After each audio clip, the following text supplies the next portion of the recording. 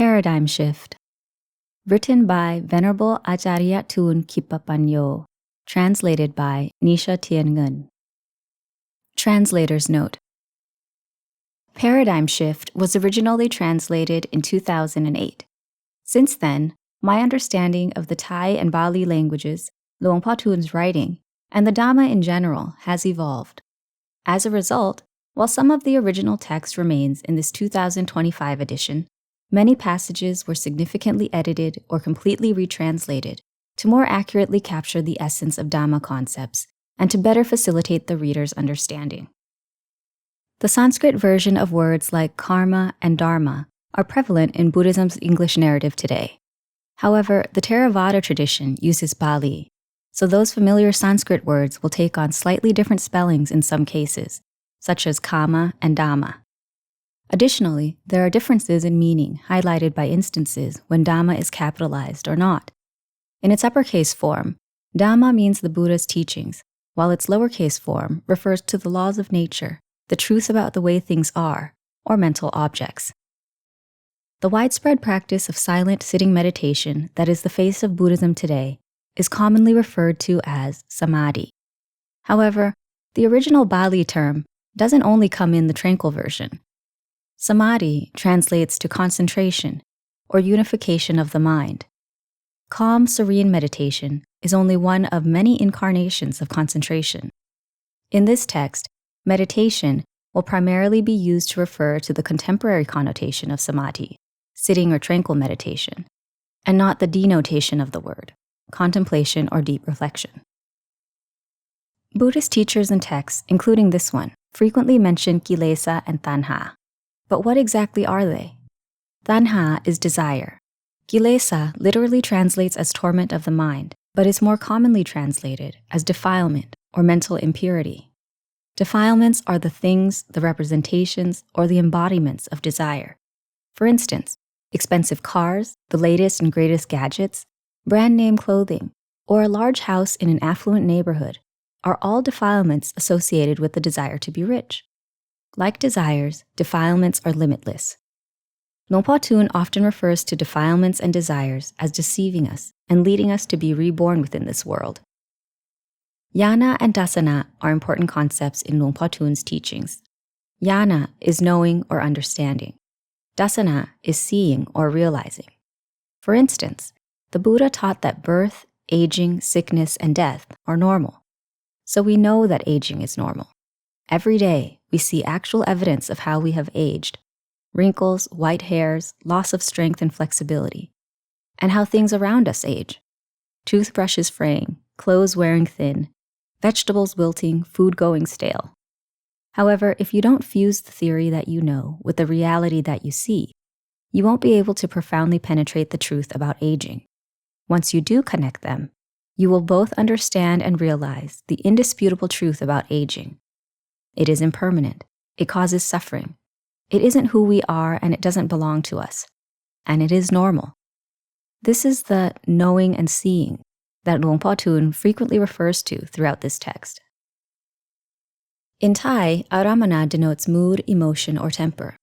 In Bali, aramana denotes an object, sense object, preoccupation, or focus of the mind at a given moment. Aramana is basically the sense object, or what happens when the internal sense bases, eyes, ears, nose, tongue, body, interact with the external sense bases, form, sound, scent, taste, touch. Once the interaction occurs, there are three types of preoccupations. 1. Pleasing, ittaramana. 2. Displeasing, anittaramana. And 3. Indifferent, neither pleasing nor displeasing, ubekkha-aramana. When the pleasing aramana occurs, you repeat it in order to hold on to it. When the displeasing aramana occurs, you try to push it away to get rid of it. When you don't feel completely fulfilled about something because it isn't clearly pleasing or clearly displeasing, it becomes a lingering, unresolved aramana. This is referred to elsewhere as a neutral aramana. The residue of these three types of preoccupations or objects, aramana, that you hold on to are called mind objects, Dhamma-ramana. Pleasing aramanas, ittaramana, lead to desire for existence, bhava tanha, Displeasing aramanas, anitta ramana, lead to desire for non-existence, vibhava tanha. And indifferent aramanas, ubekha aramana, lead to ignorance, avijja. Samutti is a term found in both Pali and Thai. In Thai, samutti means pretend, assume, suppose, or not real. It is translated from Pali into English as general opinion, consent, construct, convention, supposition, or anything that is conjured into being by the mind. It is labeling things so that they can be referred to, and then coming to perceive those things in terms of those labels. For instance, mother, in a technical and objective sense, is the physical being that provides an egg. But mother has been expanded to include common cultural norms. One who loves, nurtures, and raises you. One who stays at home, cooks, and cleans. One who sacrifices her life for her child. And once you buy into these conventional characterizations and begin to expect mother to be a certain way, suffering arises when a mother doesn't raise her own child. A mother is abusive and neglectful. A mother doesn't fit into the homemaker mold. Or when it is the child who sacrifices for the mother. These labels, constructs, and conventional realities are the samutti that make up the world as we know it. That is why Luang Por Thun refers to the world as the Maha Samutti, or Great Samutti. Punya is translated as merit or meritorious action. But for those who didn't grow up in a Buddhist culture, what does that even mean? Making merit can be a virtuous deed that is tangible, like donating goods to a respectable temple or building a pagoda to honor the Buddha. It can also be intangible, like observing the precepts or dedicatedly practicing the Dhamma. Its cousin, kusala, is translated as wholesome, skillful, or clever. Luang Por Thun has explained in Q&A sessions that kusala is wisdom, paññā, and kusala comes before punya. Kusala is the wisdom to seek and recognize opportunities to make merit in a way that leads to heaven or enlightenment. Commonly referred to together, punya kusala basically represents something good or good karma. Their counterpart, papa, is translated as demerit or evil. Like punya, papa can be tangible, like stealing something, or intangible, like disrespecting a teacher. In other words, it refers to something bad or bad karma. Buddhists are encouraged to cultivate punya and abstain from papa, as we will have to account for all of our actions, both good and bad.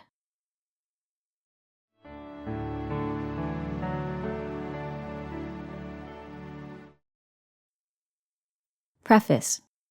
This book you are about to read, Paradigm Shift, was given this title because Buddhism was born from the Buddha's paradigm shift.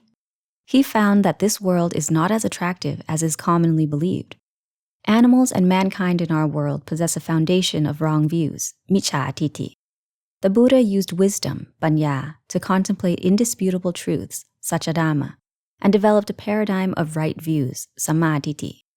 He realized that everything in this world falls under the three common characteristics, tailakkana, of impermanence, anicca, suffering, dukkha, and not self, anatta. There is nothing in this world that is truly me or mine. That which we understand to be who we are is not truly us. In the same vein, possessions do not actually belong to us. In order to know and see this righteous truth, there must be knowing and seeing with mindful wisdom, sati paññā, and knowing and seeing with reason that corresponds to the truth. This is so that you can distinguish which views are wrong and which views are right. This must be discerned with rationality that corresponds to the supremacy of the rule of Dhamma, Dhammatipatthaya. Therefore, the foundation of Samādhi is the path of Dhamma practice. In this era, there are many people who are interested in and actively practice the Dhamma. However, the methods that are taught are misaligned with the principles of teachings from the Buddha's era. It is taught that tranquil meditation, Samādhi, will generate paññā. Consequently, practitioners believe the teachings from manuals, textbooks, or instructors and practice accordingly. They are afflicted with the 10 defilements of insight, Vipassanūpakilesas, which is a path misaligned with the path and fruit of enlightenment, and counter to the methods of the holy ones, Ariya Bukkala. practitioners should observe their intrinsic nature in order to determine whether or not it corresponds to deliverance through wisdom, Paññā-vimutti, or deliverance of mind, Ceto-vimutti. Both are detailed in this book. If one uses the mode of practice that is suitable to one's character, then one's practice will be simple and will yield actual results. Consequently, those results will confirm that one's beliefs are founded in reason and causality, unlike the Kālāmas, who blindly follow manuals, textbooks, or their instructor. May you all contemplate the material in this book often and use it as a model for solving and eradicating your own problems. May you all forever flourish in the Dhamma so as to cease rebirth in the three realms of existence. Ācariya Thoon Khippapañño, Paññā-vimutti.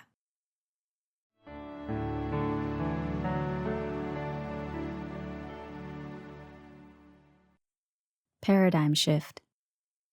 Buddhism emerged in the world because of Prince Siddhartha's paradigm shift. In previous rebirths, Prince Siddhartha had aspired to be a Buddha. He thought this to himself, voiced his aspiration, and received a confirming prophecy from the Buddha Tipankara. He cultivated the 10 perfections of character, Bharami, over a prolonged period of 20 eons. In his final rebirth, Prince Siddhartha was born to the Sakaya clan in Kabilavatu. He was the son of King Suddhodana and Queen Maya Devi. Prince Siddhartha's cultivation of the perfections was replete and fully primed. This would be his final birth in the eternal cycle of rebirth in the three realms of existence. Many people have read the Buddha's history where Prince Siddhartha sees 4 divine messengers: an old person, a sick person, a dead person, and an ascetic. Following the experience, Prince Siddhartha used his individual wisdom, paññā, to contemplate how after being born, humans cannot maintain their lives at any single stage. Every component of the body must naturally age, become sick, and die. A person's impoverished or wealthy status doesn't matter, as overflowing riches and an abundance of wealth cannot eternally preserve a person's youth. Once born into the world, humans find ways to survive, continue to live momentarily, and eventually die. No part of the human body is of real substance or significance. Regardless of whether this is pleasing or not, there is no way to resist nature. Once born, all humans and animals alike must invariably be this way. Prince Siddhartha realized and subsequently internalized this paradigm. He used wisdom to contemplate and analyze the lives of others, as well as his own. Prince Siddhartha clearly knew and saw how all lives must transpire in this manner. His colossal wealth and separate palaces for each of the 3 seasons could not halt the process of aging, sickness, and death. The frequent use of wisdom to contemplate in this way generated a change in Prince Siddhartha's perception. Upon employing wisdom in his analysis of aging, sickness, and death, Prince Siddhartha understood that all of these afflictions were the products of birth. Without birth, there would be no aging, sickness, or death. Thus, Prince Siddhartha concluded that aging, sickness, and death were consequences of birth. Prince Siddhartha continued to examine what the causes and factors of birth were, as well as what it was that led people to be born. He used wisdom to diligently analyze this while standing, walking, sitting, and lying down. He constantly contemplated the cause of birth. No matter how much he deliberated, he could not pinpoint the cause or factors of birth. At one point, he recalled the ascetic who sat in meditation and had appeared peaceful. He thought that if only he could ordain as an ascetic, he would have a better opportunity to use wisdom to examine the cause of birth. This is how wisdom changes perception. Thereafter, Prince Siddhartha used wisdom to plan how he could ordain as an ascetic. It was unlikely that the king would grant him permission. Princess Yasodhara could not know of his intentions either.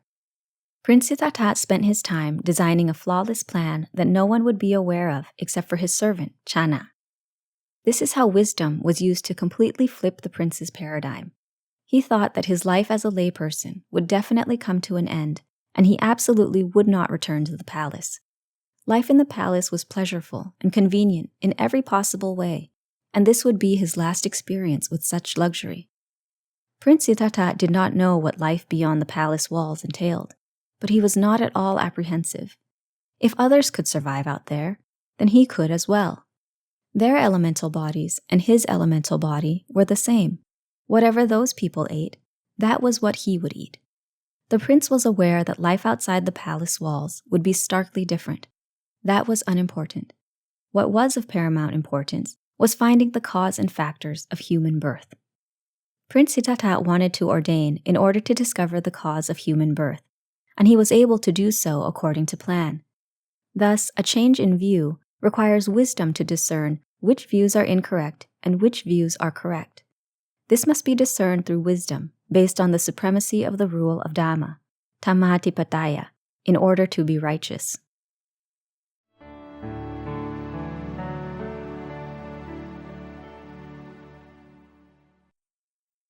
Wisdom does not arise from tranquil meditation. The ascetic Siddhartha studied under two ascetics, Tappassa. He believed their methods would lead him to know and see the cause of birth. The two ascetics taught methods of serene meditation for the attainment of various absorptions, jhana. Ultimately, he attained fine material absorptions, rupa jhana, and the pinnacle of serene meditation, immaterial absorptions, arupa jhana. While he sat in meditative tranquility, his mind, citta, experienced incredible happiness. Upon release from the serene meditative state, that happiness faded. This repeatedly occurred and persisted. The original understanding that tranquil meditation would help solve the enigma of birth proved to be quite contrary. It did not make known the cause of birth in any way. The ascetic Siddhartha consequently experienced a paradigm shift. This kind of practice did not engender clear knowing or true seeing, nor did it eliminate suffering. It did not lead to release, vimutti, or the path and fruit of enlightenment, makkapala nibbāna. It did not generate wisdom that could be employed to solve and eliminate problems from the mind. The ascetic Siddhartha decided that this kind of practice was not the correct path. Consequently, he departed from the two ascetics. At this point, people will argue that they have heard their masters teach that when you meditate and your mind, citta, becomes calm, wisdom, paññā, will arise. Doesn't this paradigm conflict with the results from the ascetic Siddhartha's practice? You all should study well and read the Buddha's history so that you won't be so credulous and practice like those teachers. Change this paradigm. The belief that wisdom will arise after the mind attains meditative calm is false. Even the two ascetics who meditated to the pinnacle of serenity did not experience any wisdom arising even up until the day they died. What kind of meditation are you all practicing that is superior to that of the Buddhas? These methods that are being taught and practiced are unconvincing. In the past, when the ascetic Siddhartha meditated and his mind attained the utmost calm, no wisdom arose whatsoever. The belief and understanding that wisdom will emerge once the mind is in a meditative state of serenity must be changed. Teachers who promote and teach this wrong belief should revisit the Buddha's history. They should reinterpret his teachings in order to understand them, instead of solely teaching according to their personal interpretations. They should consider the rationale from when the ascetic Siddhartha trained with the two ascetics. It will become clear that the philosophy that permeates in our era significantly differs. It is unfortunate that certain practitioners lack knowledge and place all their faith in their teachers. If the master teaches incorrectly, the student's views and understandings will be incorrect accordingly.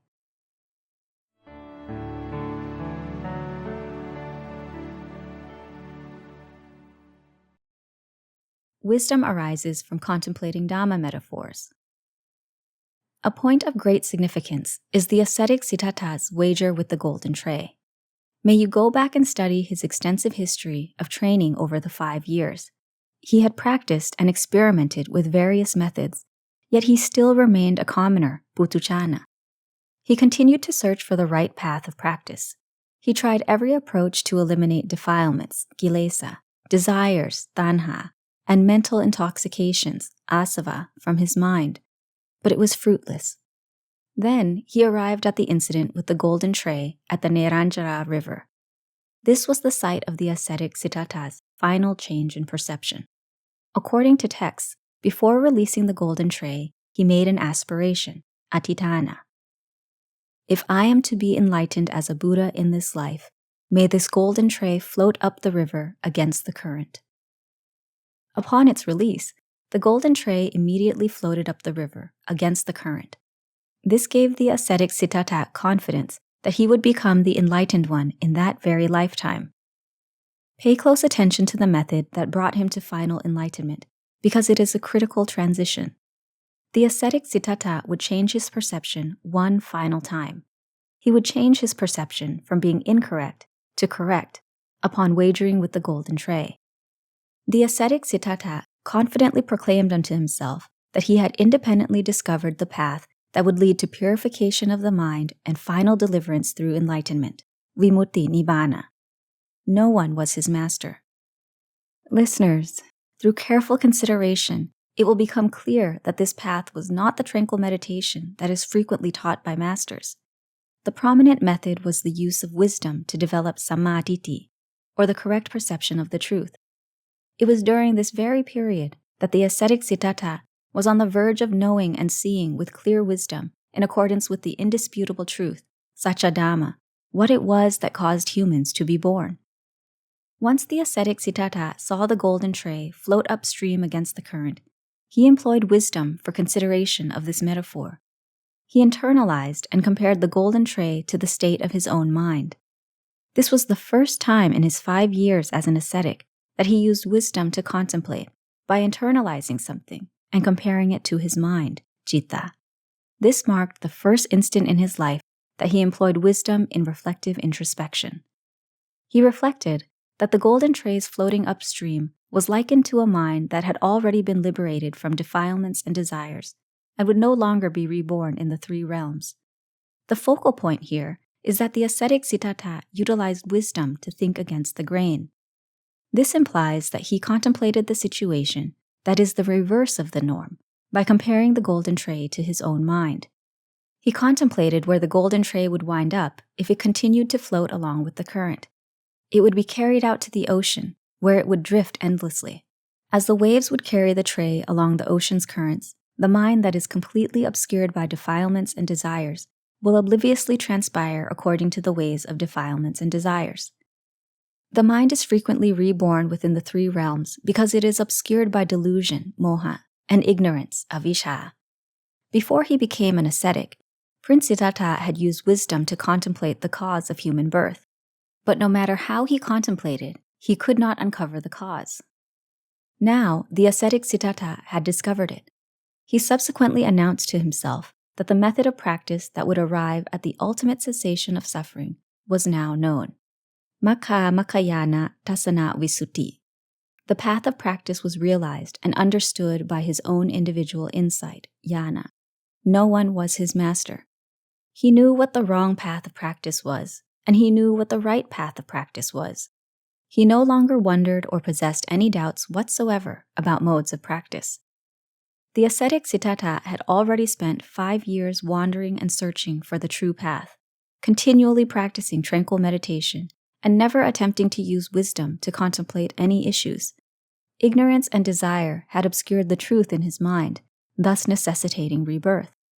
Understanding and realization of the truth, Ñāṇa-dassana, had arisen in the ascetic Siddhartha, and he was thus lokavitu, or one who clearly knows the 3 realms.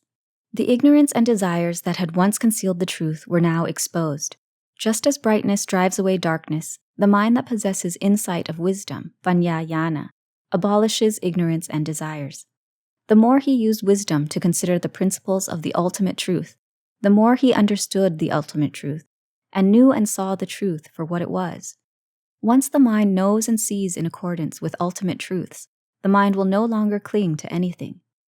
This is how the mind sheds its ignorance and delusions. The ascetic Siddhartha discovered the path of practice, or the principles of right view, Samādhi, on his own. Wisdom is deemed to have arisen once this right view occurs. It is then followed by right thought or right intention, samma sankappa. The ascetic Siddhartha used both of these principles to facilitate his practice. Therefore, take note. It is not true that sitting in tranquil meditation will cause the emergence of wisdom, as is commonly understood.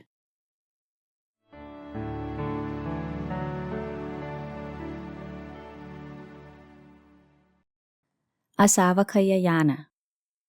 After crossing the Neranchara river, the ascetic Siddhartha encountered a Brahmin who offered him the bundle of hay that he was carrying. The ascetic Siddhartha laid the hay down underneath the 35-year-old Bodhi tree. As he sat down, his mind was bold and brave. In that instant, Āsavakkhaya-ñāṇa arose. That is, he knew that mental intoxications and defilements, asava, would be extinguished within a Carimaka-citta. He daringly resolved, I will sit in this place until I become enlightened as a Buddha. If I do not become enlightened, I will forever sit in this place. Even if my skin, flesh, and tendons deteriorate, if I do not become enlightened, I will forever sit in this place. The ascetic Siddhartha made this bold and audacious resolution because Āsavakkhaya-ñāṇa had already arisen within him. The daring reconfirmation was not a method of enlightenment in any way. Āsavakkhaya-ñāṇa itself would not help him reach enlightenment either. Āsavakkhaya-ñāṇa is merely knowledge or insight, ñāna, that mental intoxications and defilements will be extinguished. Buddhists typically interpret Āsavakkhaya-ñāṇa as knowledge that arises for the purpose of eliminating mental intoxications, asava, defilements, kilesa, and desires, tanha, from the mind. I wish to re-emphasize that this is not the case. This is likened to someone on a path to a final destination.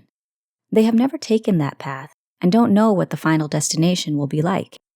Yet they are confident that the path they are on will definitely lead to the final destination. From the commencement of the trip to the journey itself, to the last stride that crosses over the finish line, they know they have reached the final destination. It is not necessary to speak of the path traversed any longer. Likewise, the Āsavakkhaya-ñāṇa that arises is the same way. The topics of Dhamma that are suitable to one's character have already been practiced, starting from the beginning stage of practice, Paṭṭhāma Patipatti, to the intermediate stage of practice, Majjhima Patipatti, up to the final stage of practice, Paccima Patipatti. The practice has reached its end.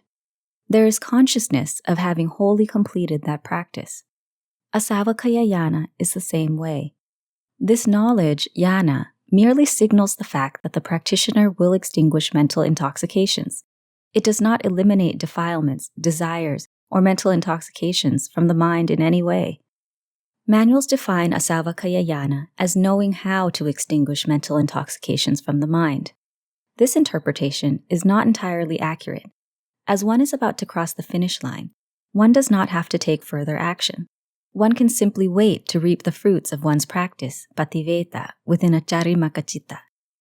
This can also be compared to eating a meal in order to achieve satiety. Before achieving satiety, there must be procedures from the very start. That is, the search for raw materials that will be suitable for your elemental body, Thatu Khandha, and preparing the food according to your desired recipe in order to be delicious.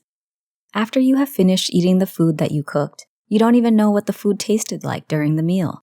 You simply kept eating in order to satisfy your body's needs. Ultimately, you became conscious of being full. Just so, the knowledge that mental intoxications will be extinguished, Āsavakkhaya-ñāṇa, is simply knowing that mental intoxications will be extinguished. In a few minutes, the mental intoxications are completely extinguished, and you know that the mental intoxications have been extinguished. It is paccatang, or known on one's own. In texts, the Buddha's enlightenment is described as occurring during the full moon in the month of June. He sat underneath the Bodhi tree from the first watch, Paṭṭhāma-yama, to the middle watch, Majjhima-yama, and on through the last watch, Paccima-yama, as these yana arose in the following sequence. 1. Pupe-nivāsānussati-ñāṇa, or the knowledge, ñāna, or recollection, of past existences. 2. Cutupapāta-ñāṇa, or the knowledge, ñāna, of the kind of consequences faced after the mind, citta, has left the body, and whether those consequences are good or bad, according to the good karma or bad karma that had been cultivated, and after being finished with that karma, whether one is to go on to receive the results of other karma, or go on to be reborn as a human. 3. Āsavakkhaya-ñāṇa, or the knowledge, ñāna, that mental intoxications, asava, will be extinguished. Both Pupe-nivāsānussati-ñāṇa and Cutupapāta-ñāṇa should not be included in the important night of the Buddha's enlightenment. The ascetic Siddhartha had realized and understood both of these mundane worldly insights, Lokiya Ñāṇa, prior to that night. The night of the full moon in June was the final decisive night that would resolutely sever the ascetic Siddhartha from the conventions, samuti, of the world. In that night, there could only be Āsavakkhaya-ñāṇa, because it is the knowledge that all mental intoxications will be completely eliminated from the mind. The term nibbāna indicates that defilements, desires, and mental intoxications of all magnitudes will absolutely be extinguished from the mind. It is thus referred to as nibbānaṃ paramāṃ sunyāṃ. Defilements and mental intoxications have been extinguished from the mind. Nibbāna indicates the complete extinguishment of the fuel that causes birth within various existences, bhava. This is likened to immersing glowing red coals in water.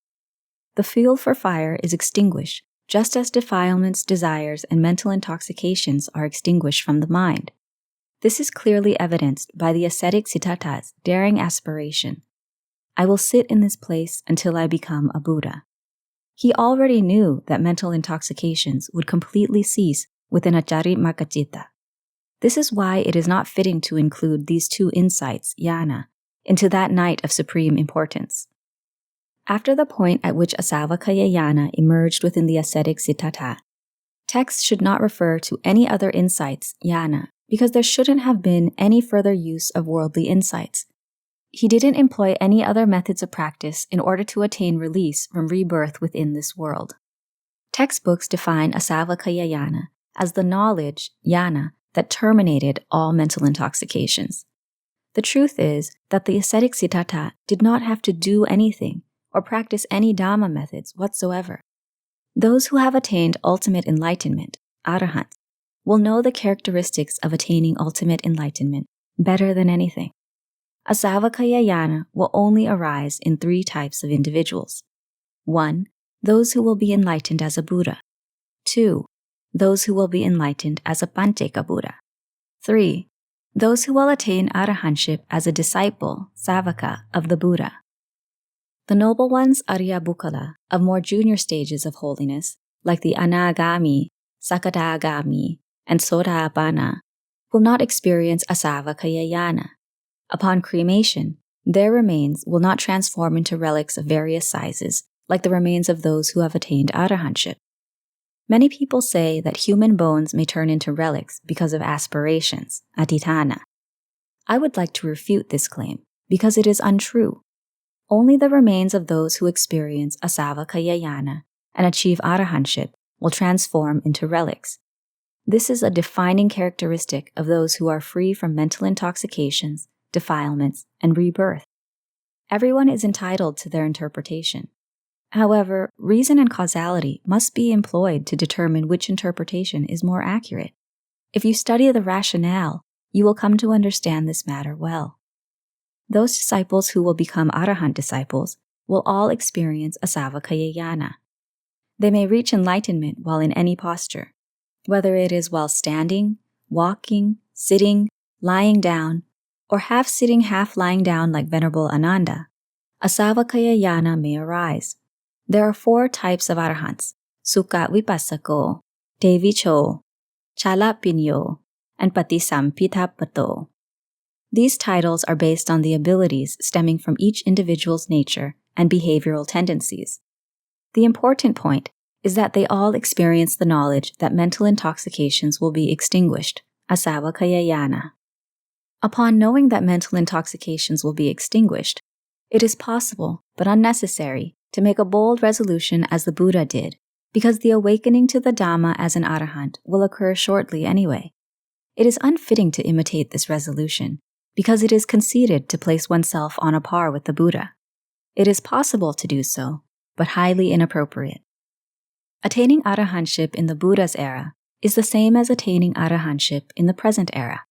That is, the purity that is called parisuddhi Dhamma is the same.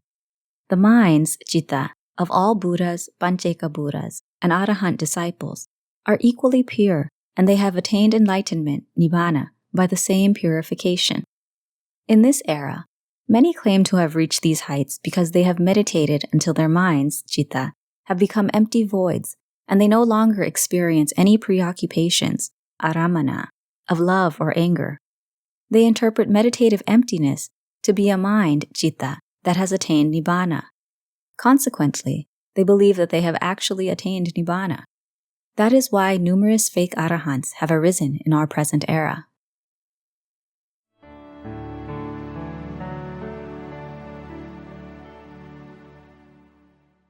The Dispensation of Buddhism. After the Buddha was enlightened, he enjoyed the bliss of enlightenment, vimutti sukha, at 7 locations for 7 days each, for a total of 49 days.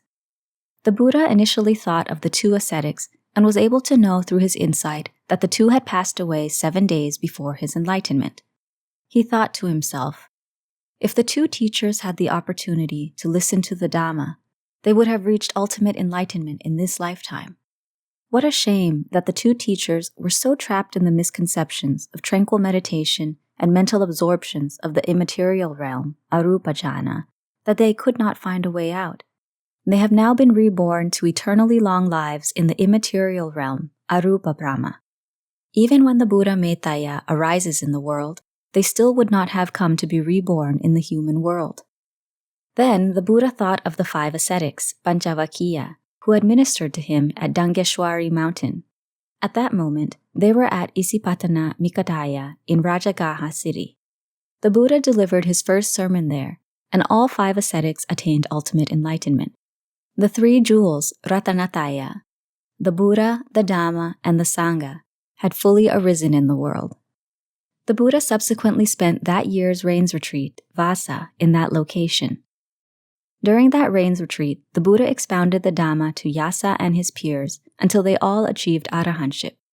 He also expounded the Dhamma to Yasa's mother and father until they attained the first level of holiness, Sotapanna. They were the first lay people to become Aryapukalas, or holy ones, in the Buddha's era. You should study the historical accounts related to Yasa's parents in order to understand their methods of practice and apply them to yourself. After the rains retreat, the Buddha preached to the group of 30 men, Patavakiya, until they all attained arahantship. Thereafter, he taught the 3 Jatilas and their 1,000 followers. They all reached arahantship as well.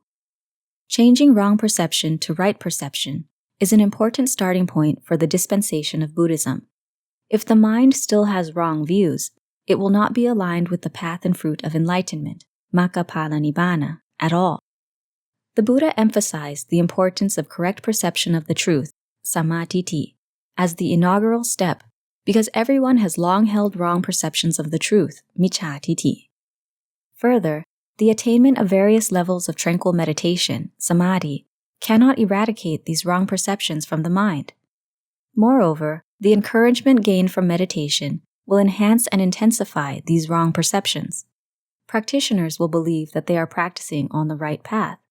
If a master the practitioners hold in high esteem guarantees this, they will be even more reassured. That is why, in this present era, it is difficult to rectify this and establish right views, Samādhi. During the Buddha's era, there were many people who became Aryapukalas because the Buddha was able to provide methods of practice to change wrong perception to right perception. This was then followed with other Dhamma topics. This is likened to a container with toxins in it. The toxins must be thoroughly washed until the container is clean, and then food can be placed into it afterward. If a mind holds right views, then Dhamma practice will be unproblematic, simple, and unhindered by doubt. Although the Buddha's teachings were correct and righteous, people in present times have misinterpreted them. They have incorporated their personal viewpoints into these teachings and claim that they are the Dhamma, or the Buddha's teachings. Contemporary generations will read these accounts, believe accordingly, and spread those teachings to others. Many teachers interpret the Dhamma differently. Each teacher writes according to their own perspective. Contemporary generations read them and become confused and are unable to discern which master's teachings are wrong and which master's teachings are right. A faithful practitioner who already holds the master in high esteem will wholly believe in and adopt those teachings. If a master has written correct Dhamma teachings but is not revered, that correct Dhamma may not be of benefit to anyone. Both monastics and laypersons who lack education and comprehensive wisdom and rationality will be unable to discern the meaning of the Dhamma. If they possess knowledge memorized from texts, and those texts are right, then their knowledge and views will be right. But if those texts are wrong, their knowledge and views will be wrong as well. If those wrong texts are used to instruct others, the practitioners will develop wrong understandings and wrong views. Once these wrong views of theoretical knowledge, pariyatti, are applied in actual practice, the results will also be wrong. Practitioners are unaware that the methods are incorrect and believe that they are practicing correctly. In present times, it is impossible for all practitioners to have correct views because each person has studied different Dhamma topics. Each teacher purports their teachings to be the Buddha's teachings, and each teacher has good intentions. The goal is for practitioners to penetrate the Dhamma and attain the path and fruit of enlightenment. If you were to go back and read the accounts of both the ordained Ariyapukkalas and lay Ariyapukkalas during the Buddha's era, how did each person practice in order to successfully become an Ariyapukkala? How are people in contemporary times practicing that makes it so difficult to know and see the Dhamma? If you compare them, you will be able to clearly discern the differences. You have studied the Buddha's teachings. I have studied them as well. Each person interprets the Dhamma, goes on to teach those views to others, and writes those teachings for others to study. No one says that their teachings are wrong, or that their Dhamma books are wrong. What is worse, they intimidate others by claiming that others' Dhamma teachings and writings are erroneous. They each believe that they are the only one who teaches correctly, and their books are the only correct ones. That is why so many factions and denominations have arisen in our times. During the Buddha's era, the Buddhist company listened to Dhamma sermons from the Buddha or from many Ariyapukkalas without any problems. This was because those who exhorted the Dhamma did so in the same manner, so the listeners received Dhamma of the same rationale. In those times, people listened to the Dhamma with mindfulness, Sati, concentration, Samādhi, and wisdom, Paññā. They analyzed the rationale until they understood it. That Dhamma was then applied, as suitable, to each person's character.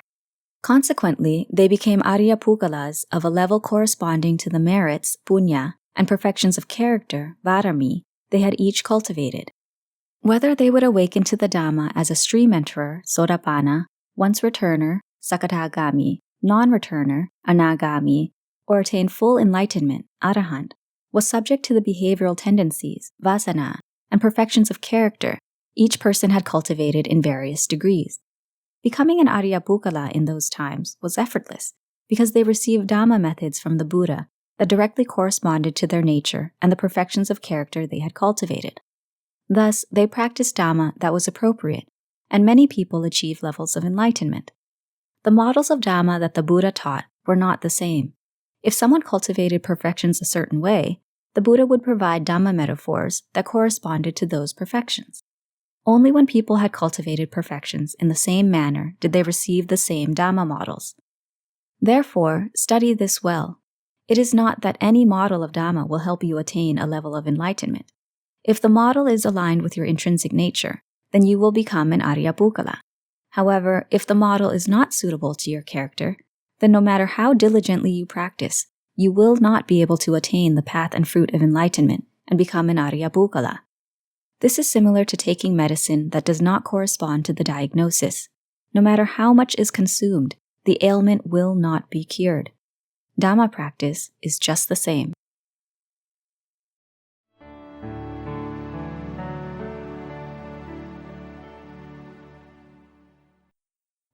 A model of using wisdom to contemplate a metaphor.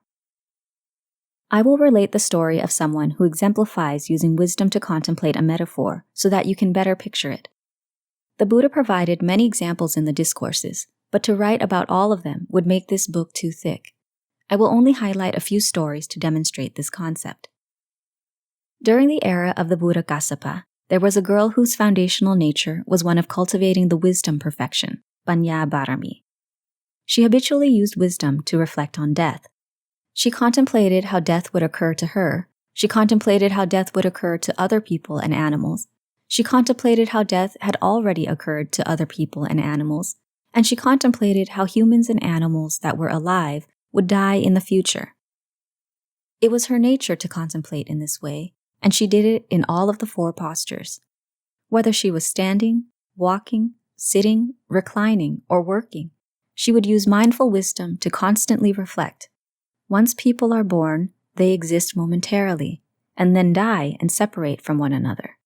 Upon death, none of the money, gold, riches, and worldly possessions can help in any way.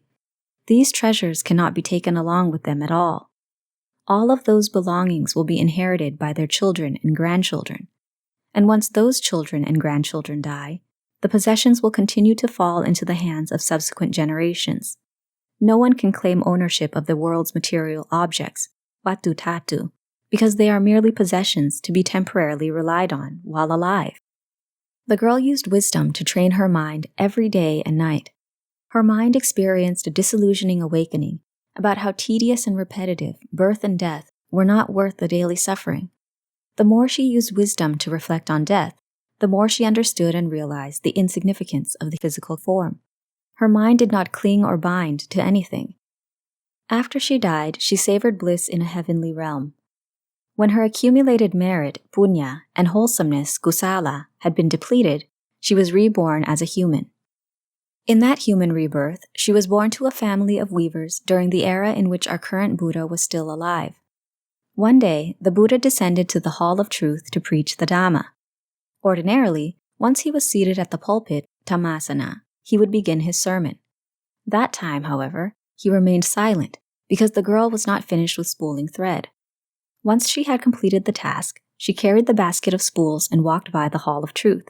She saw a great mass of people sitting in silence and sat down to see why they were doing so.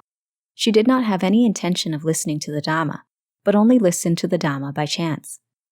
Once she was seated, the Buddha immediately began his discourse. The topic he selected to serve as a model of the Dhamma was that of the end of life. Nothing can be maintained in a particular state forever. Following birth, there is temporary existence and then ultimately death.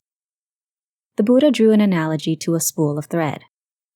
When used in weaving, the thread on the spool will eventually run out. Likewise, the lives of humans and animals arise, momentarily exist, and eventually end. The 4 elements of earth, water, wind, and fire will all disintegrate back into their original elements. Upon hearing the Buddha's Dhamma sermon on the spool of thread as an analogy for the end of life, she understood and employed wisdom to contemplate the spool of thread. She internalized Opanayiko, the spool of thread, and drew parallels to her own life in order to see how they were subject to common characteristics. They were unsustainable states. Every part of the body that is supposed to be the self can only be so momentarily. Ultimately, it will cease to be and disintegrate, as nothing can exist forever. Once she understood this truth about reality, wisdom had arisen. Her foundational nature of using wisdom to contemplate death from past lives was triggered and linked up with her newfound wisdom. The wisdom she had previously cultivated fused with the new. She then awakened to the truth of reality that everything that arises must ultimately die. Nothing can exist forever. Upon knowing and seeing this with wisdom, she awakened to the Dhamma as an Aryapukkala of the Sotapanna level. May you all understand the methods of Dhamma practice during the Buddha's era in order to discern whether or not your current individual techniques correspond. Change your views so that they are Samādhi, or views that are correct and righteous and correspond to the 3 common characteristics of impermanence, anicca, suffering, dukkha, and not self, anatta. With Samādhi, views are correct and aligned with the truth of reality. This is precisely when wisdom has arisen within you. It is not that wisdom will arise once the mind, citta, achieves meditative calm. This kind of view or notion is nowhere to be found in the Buddha's teachings. So why is this being taught and followed?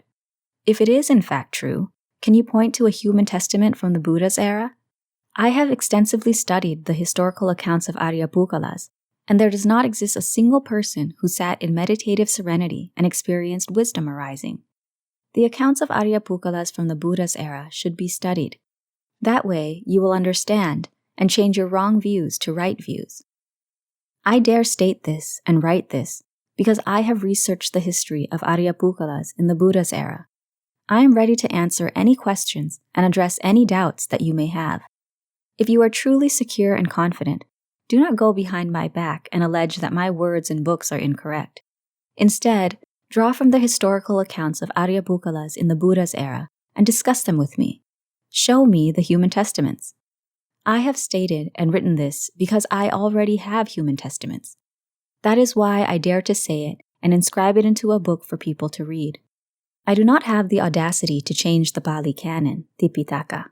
I only want people to correctly understand the meaning of the Pali Canon.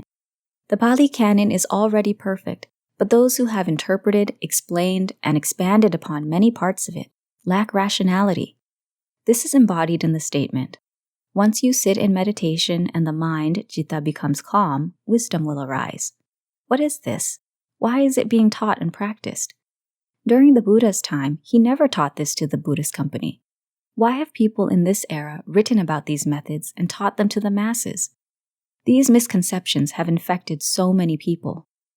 According to the Noble Eightfold Path, wisdom does not result from serene meditation in any way.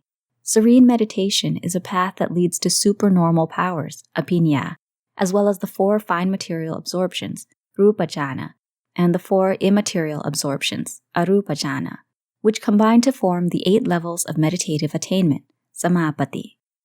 Sages and ascetics practiced these methods prior to the advent of Buddhism. None of those sages or ascetics experienced wisdom arising from tranquil meditation in any way. Even the Buddha had once trained in this way, but he discerned that it was not the method that would lead to release from suffering. That is precisely why he departed from the 2 ascetics. The Buddha explicitly stated that serene meditation was not aligned with deliverance from defilements, kilesa, and desires, tanha, nor did it lead to the path and fruit of enlightenment. It was merely a way to temporarily suppress defilements and desires.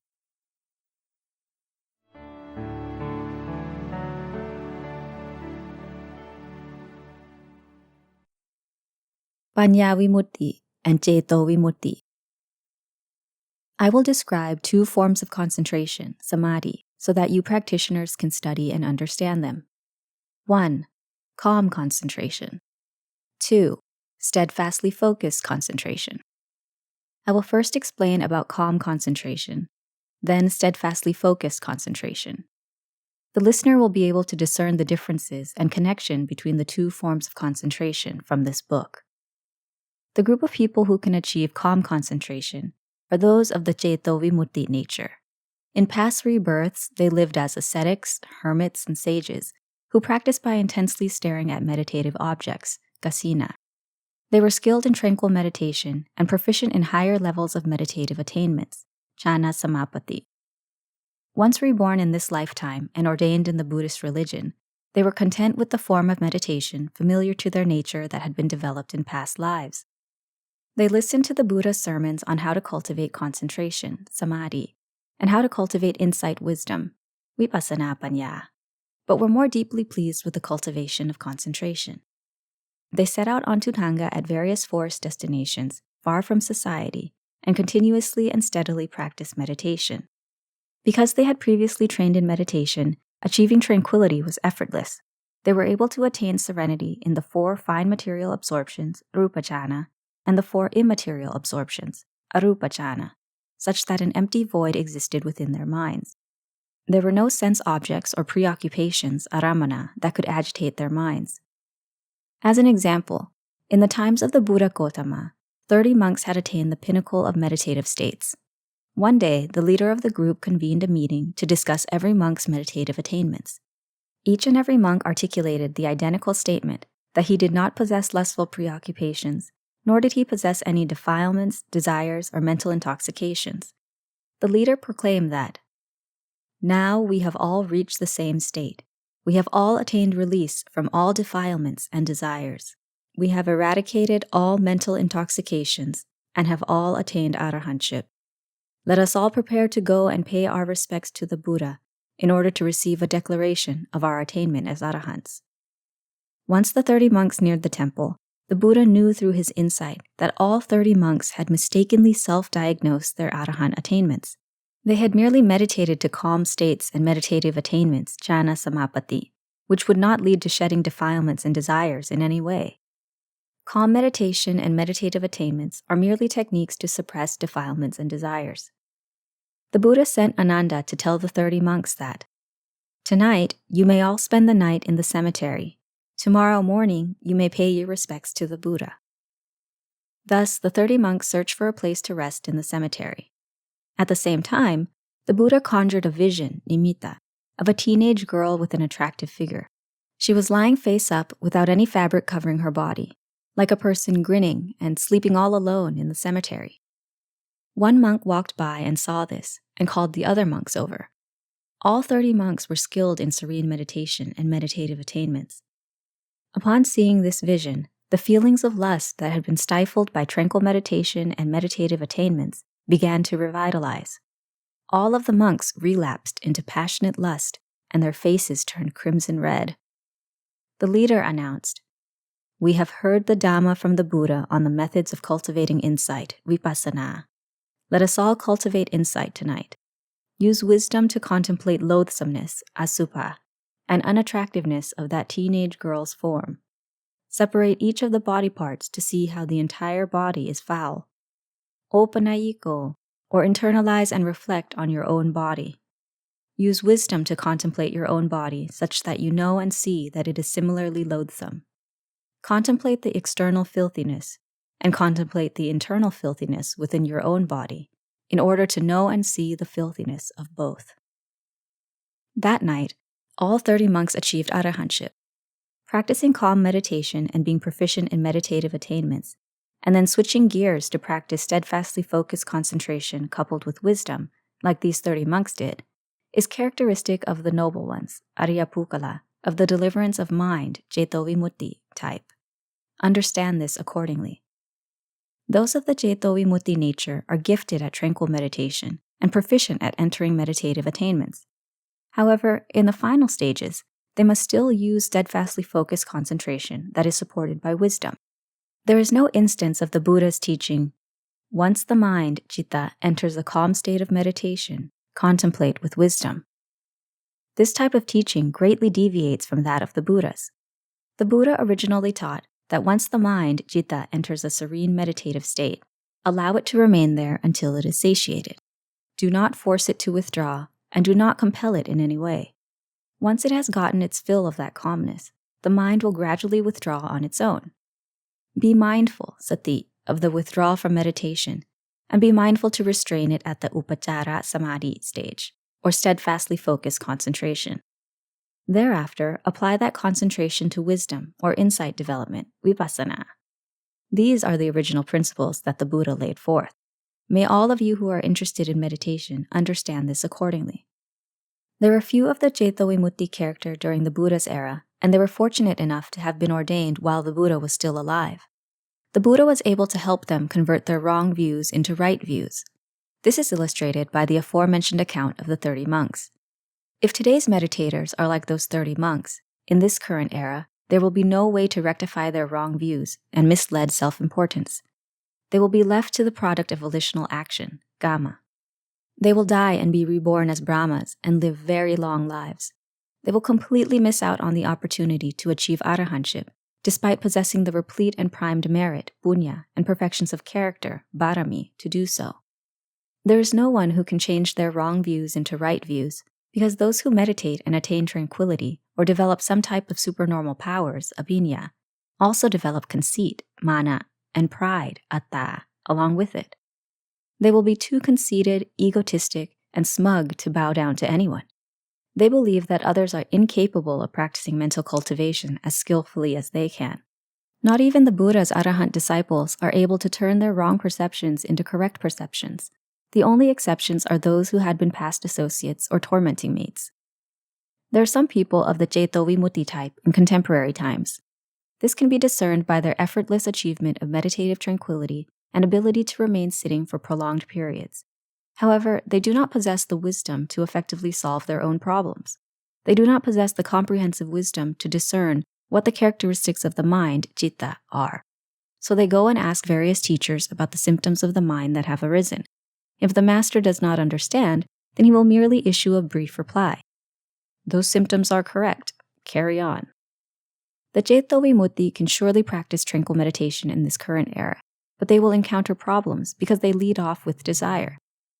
Meditating with desires, such as the desire to have wisdom arise in the mind, citta, the desire to have the mind become pure, the desire to shed defilements and desires, the desire to see heaven, the desire to see hell, the desire to see previous births, or the desire to awaken to the Dhamma as an Arya Bukkala of such and such level, falls right into the path of defilements and desires.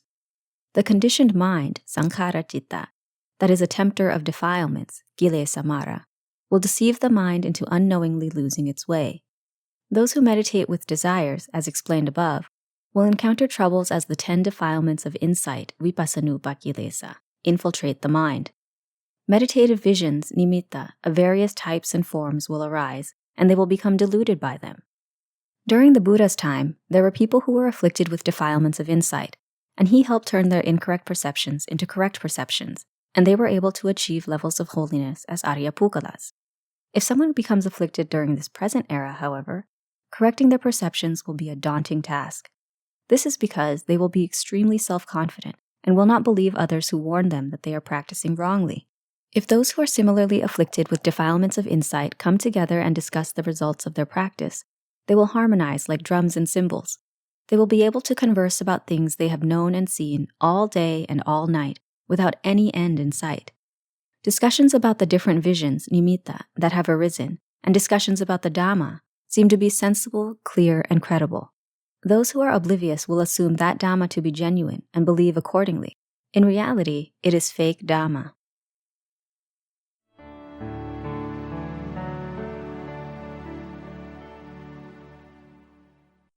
The 10 Vipassanūpakilesas. What are the 10 Vipassanūpakilesas, or defilements of insight? Study them well. I will explain each one just enough to provide a general idea. The 10 defilements of insight obstruct and close off the road to the path and fruit of enlightenment, Makkaphala nibbāna. May you constantly observe whether your symptoms match one of the imperfections, so that you can be careful. Once one of the defilements of insight has arisen, it can cause the mind to become confused and develop wrong views that are taken to be right views, making it difficult to fix the mind, citta, and return it to a normal state. What causes these defilements of insight is practicing meditation without comprehensive wisdom. This is likened to a bottle with an invisible coat of poison on the interior. After the bottle is filled with high-quality medicine, the toxins will soak into the medicine.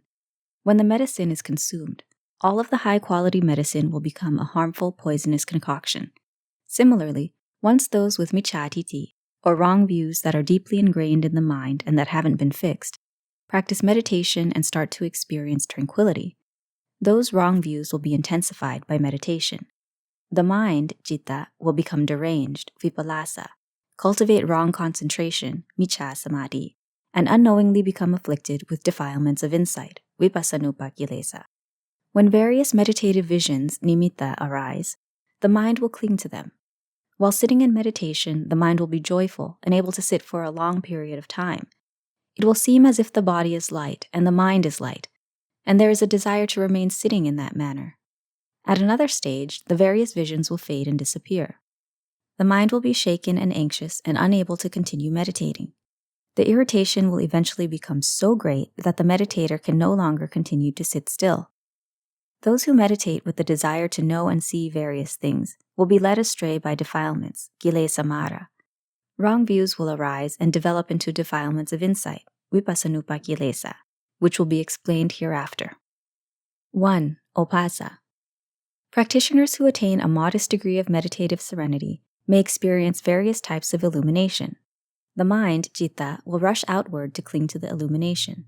The brightness comes in various intensities and different colors. There is pleasure and enjoyment of these luminous auras. Once the intensity of the illumination fades, the practitioner will be unable to continue sitting in meditation. The mind will become irritated and immediately withdraw from meditation. The mind will pine for the luminous auras, not wanting for the illumination to fade. 2. Piti. When the mind attains a modest degree of meditative serenity, it will be filled with contentment expressed in tears and goosebumps. While sitting there, the body is light, and the mind is light, and there is constant contentment. There's a desire for this feeling to persist for a long time. These symptoms occur because there is no comprehensive wisdom of one's wrong views. As a result, one mistakenly believes that Dhamma virtues have already arisen within oneself. Once the contentment fades, the mind will long for it. There is a longing for the contentment to occur frequently, so that the mind will be happy. Those whose meditation is led by desire will experience these symptoms.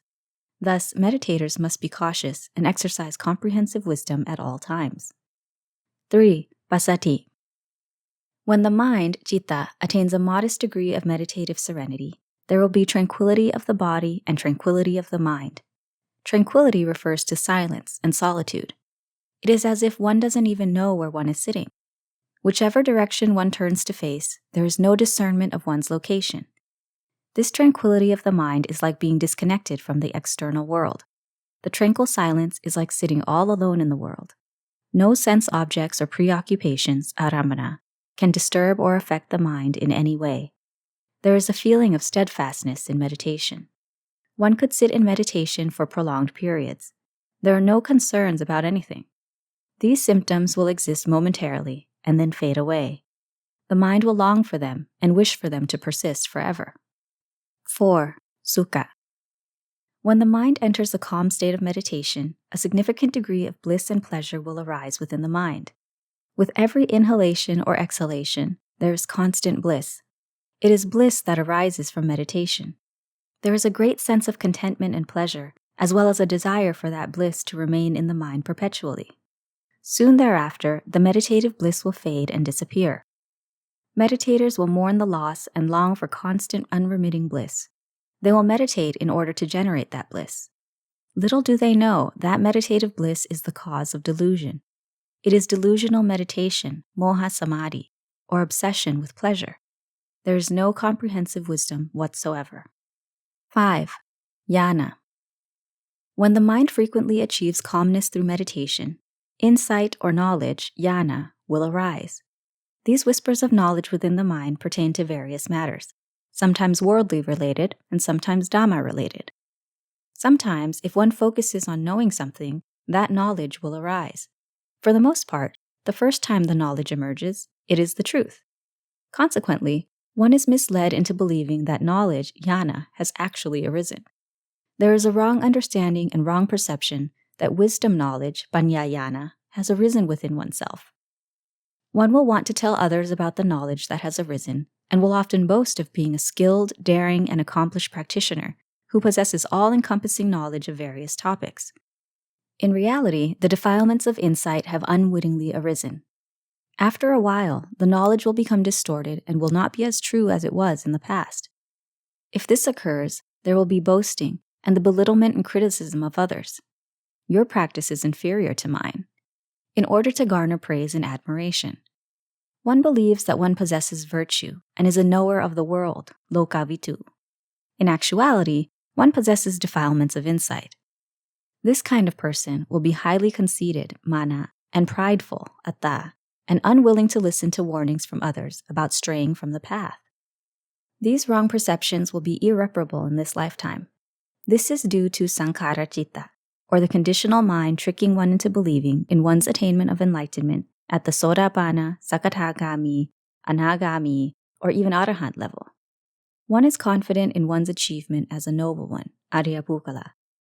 If someone asks them what level of enlightenment they have attained, if they like that person, they will reply that that person has attained such and such level. If they do not like that person, they will reply that that person hasn't attained any level of enlightenment. If they are pleased with an individual within the same faction, they will implicitly inform others within the faction of that person's status by referring to them as a diamond of the first water. For this reason, if knowledge, ñāṇa, arises in someone, it will be impossible to fix in contemporary times. There will be micchā-ditthi, or wrong views and wrong understandings that persist until death.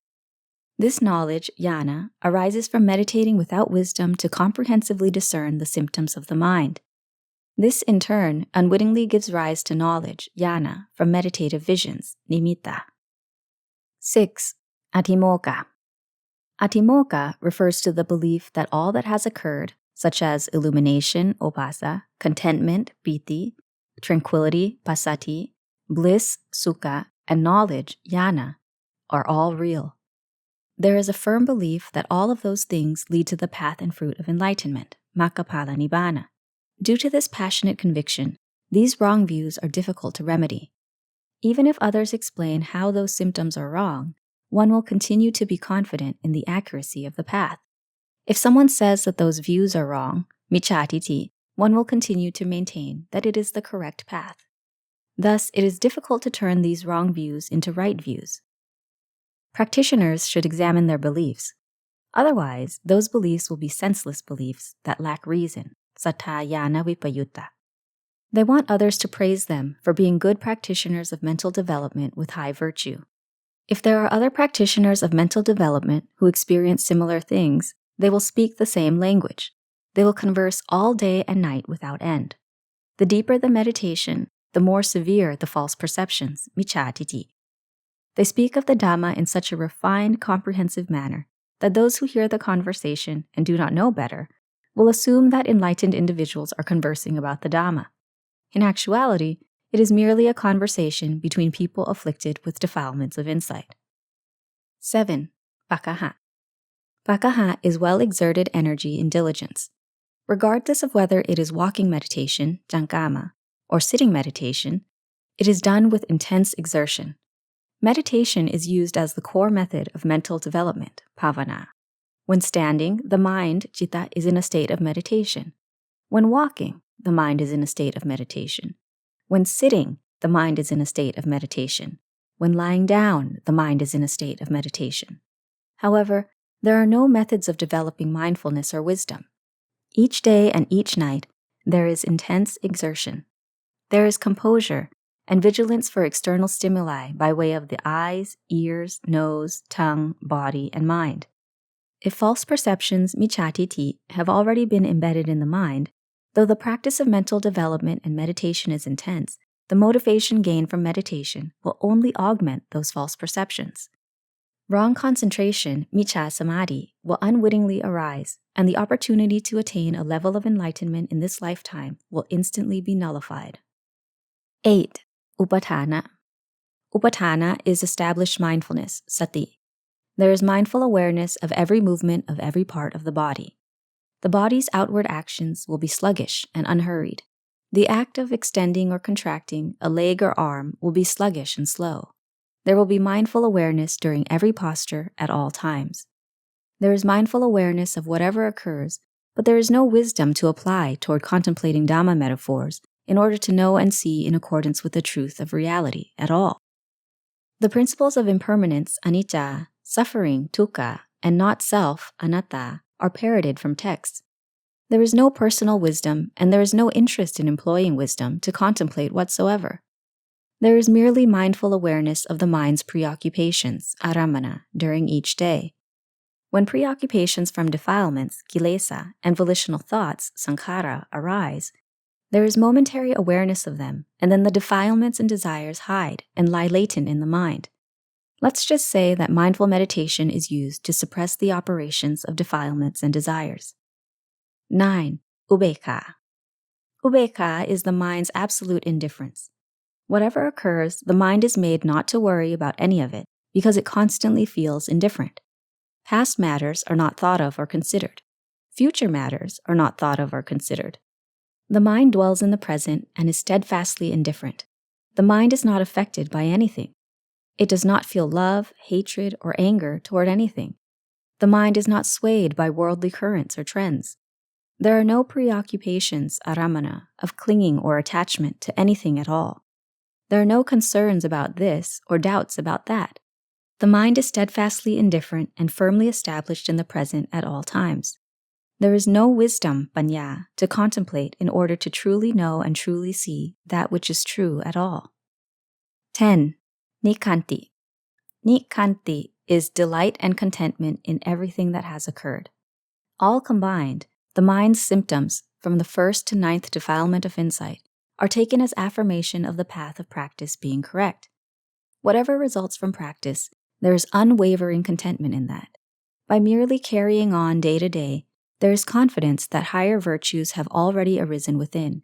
It seems as if there are no more duties that need to be fulfilled. These are the views of those afflicted with this last defilement of insight. They are profoundly content in the results of their practice. Those afflicted with these symptoms will be beyond help. Even masters who possess high virtue will be unable to help in any way. When there are false views, micchātiti, in the beginning stages, and they continue to persist, there is no way to fix it. I have provided thinking points for you practitioners. Few people will study and understand how the 10 defilements of insight are perils that close off the road to the path and fruit of enlightenment. The defilements of insight are caused by wrong views. Those who meditate without recognizing these defilements of insight, or tempters of defilements, kilesa mara, will encounter a multitude of problems. Practitioners whose meditation is sustained by desires will be particularly susceptible to being deceived by these temptations, mara. If meditation is practiced in an ordinary and normal manner, everything will be fine. It will merely provide the mind with a brief respite. This is because the mind exerts itself thinking along the stream of the world throughout each and every day. It thinks about this and thinks about that, and the mind does not get to rest at all. If the meditation is solely conducted for the purpose of mental relaxation, defilements of insight or tempters of defilements will not arise at all. Letting the mind rest or meditating is necessary. It is the same as with worldly tasks. There are many types of work: government work, commerce work, and manual labor work. People cannot work throughout the entire day. Once tired, they must rest and recharge in order to carry on with work. This is analogous to meditating in order for the mind to rest. By doing this, the 10 defilements of insight will not arise. Therefore, those who practice meditation should not do so with desires that pressure the mind to develop desires, as already described. Practicing mental development, bhavanapatipatti, is the way to fix and repair the mind's issues. Practitioners must establish a foundation at the very start that is aligned in the right direction, that is, aligned with the principles of Samādhi, in order to train the mind to perceive in a manner that is true and righteous. In this way, their subsequent practice will not encounter problems. Practitioners must know how to strike a balance by knowing when to move forward and when to fall back. This is comparable to driving along an unfamiliar road. The driver must exercise special caution. During curves or hairpin turns, they should judge which speed will ensure safety. If the driver drives so fast that they lose control of the car, the approaching curve can lead to fatal repercussions. If the driver is skilled, the car is in good condition, the road is level, and the road is familiar, then the desired destination will surely be reached. Alternatively, if the driver is not skilled, the car is not in good condition, the road is bumpy and riddled with potholes, and the road is unfamiliar, they surely will not get anywhere. Just so, in Dhamma practice, if the practitioner trains for the ultimate destination of the path and fruit of enlightenment, Makkapala Nibbāna, and possesses correct methods of practice from the very beginning, then the destination will undoubtedly be reached.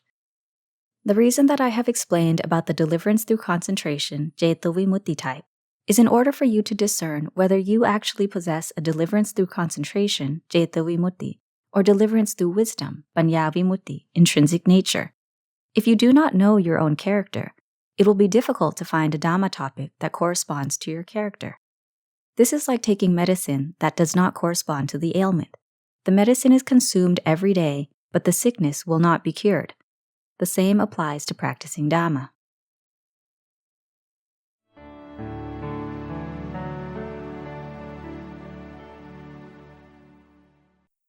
Paññā-vimutti. Both the deliverance through wisdom, Paññā-vimutti, character, and deliverance through concentration, Ceto-vimutti, character, exist within the same person. The difference between the two characters stems from the manner of cultivation. The Ceto-vimutti character corresponds to those who have cultivated perfections of character, bharami, in the manner of ascetics and sages who develop tranquil meditation and higher meditative attainments, jhana, to perfection. Upon being reborn in this lifetime, their training must begin with the cultivation of jhana and tranquil meditation. Once the mind has reached a tranquil state, it will withdraw into the state of upacara samādhi, or that which is steadfastly focused concentration, samādhi. Thereafter, it will turn toward wisdom in order to contemplate universal truths, such as Dhamma. Once clear understanding and true realization in accordance with the truth has arisen, A level of holiness as an Ariyapukkala will be attained that corresponds to the cultivated perfections. These are the characteristics of those of the Ceto-vimutti nature. Those with the Paññā-vimutti character cultivated the perfection of wisdom, paññā-barami, in past lives. When they practice mental cultivation in their new rebirth, they will only be able to achieve steadfastly focused concentration. However, they will be particularly outstanding when it comes to wisdom. When steadfastly focused concentration pairs up with wisdom that is primed and ready, whatever universal truths are contemplated, there will be clear understanding and true realization in accordance with the reality of those universal truths. Consequently, a level of holiness as an Ariyapukkala will be attained that corresponds to the cultivated perfections. These are the characteristics of those of the Paññā-vimutti nature. May you all understand this accordingly. If someone interprets this differently, consider that it is each man for himself. Or if you still have questions or doubts, ask me directly. I am ready to explain this so that you understand. In this era, people interpret the Buddha's teachings differently. Which interpretation is the most accurate is a matter of personal discernment. Once those with the Paññā-vimutti character study and understand the methods and put them into practice, it will be easy for them. The practice methods will not be intricately complex or confusing. During the Buddha's era, there were many individuals of the Paññā-vimutti character who listened to the Dhamma from the Buddha or listened to the Dhamma from the many Ariyapukkalas and were able to become an Ariyapukkala of some level at that very instant. If they were not able to become an Ariyapukkala at that very instant, they were able to apply the Dhamma metaphor that they already knew to their practice and eventually become an Ariyapukkala as well. If they were asked, "What is calm meditation like? What is this jhana like? What is that jhana like?" they would not know because they are of the Paññā-vimutti character. They simply conducted steadfastly focused concentration and used wisdom to contemplate universal truths and were able to clearly know and truly see those universal truths and become Ariyapukkalas. During the Buddha's era, those of the Paññā-vimutti character totaled as much as 70%. The practice methods of the Paññā-vimutti do not involve complicated procedures, rituals, or fixed formats. Wisdom can be used to contemplate universal truths wherever one may be. Whether standing, walking, sitting, or lying down, every posture can facilitate the use of wisdom. Even while at work, one's tasks can be used as examples for internalized reflection through wisdom. The Dhamma models that can be used to support the development of wisdom are plentiful. If one understands the principles of the three common characteristics, namely impermanence, anicca, suffering, dukkha, and not self, anatta, every place is saturated in universal truths, whether underwater, on land, or anywhere in this world. Stick the tip of a needle anywhere, and there will be universal truths there. Practitioners have two duties, dura. 1. Kanta dura, or the duty of study. 2.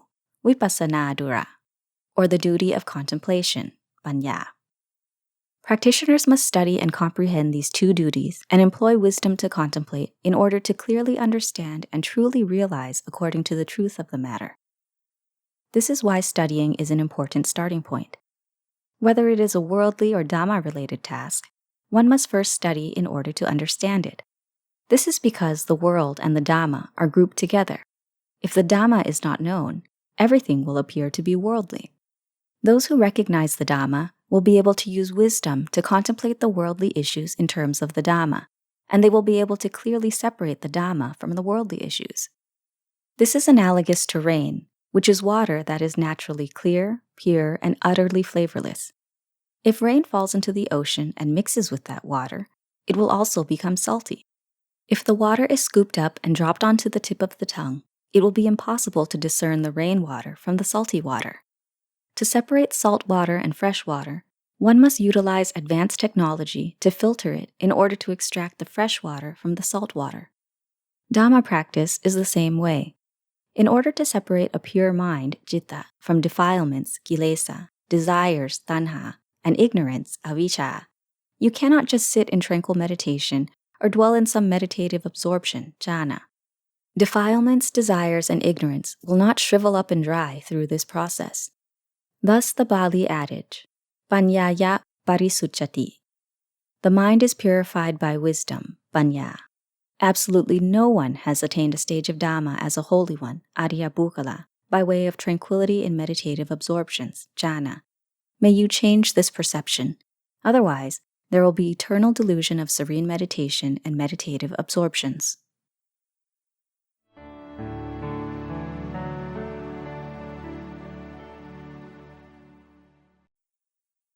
Practice according to your character. Those with the deliverance through wisdom, Paññā-vimutti character, will find it easy to practice the Dhamma. This is because they are ukatitanyu, or those who realize and understand the Dhamma easily. If they follow those with the deliverance through concentration, Ceto-vimutti character, it will not suit their innate character, and they will find that practice difficult. Despite already inherently possessing mindfulness, Sati, concentration, Samādhi, and wisdom, Paññā, they will be misguided and unable to discern the principles that correspond to their own character. That is why there is confusion and running in circles. It is like hiding money in your pocket and forgetting about it. You think that you don't have any money. Once you are hungry, you don't have any money to buy something to eat, so you starve. Check your pockets, and you will know and see the money in there. The misconception that you do not possess mindfulness, concentration, and wisdom will pose a great problem in Dhamma practice. This is because those with the Paññā-vimutti character have different methods of practice from those of the Ceto-vimutti character.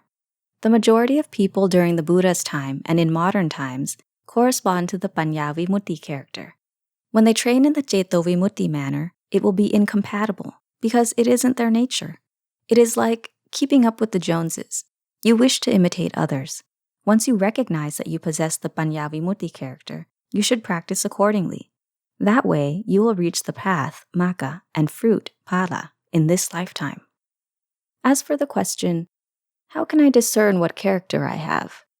It is not difficult to discern your character. Observe yourself during meditation.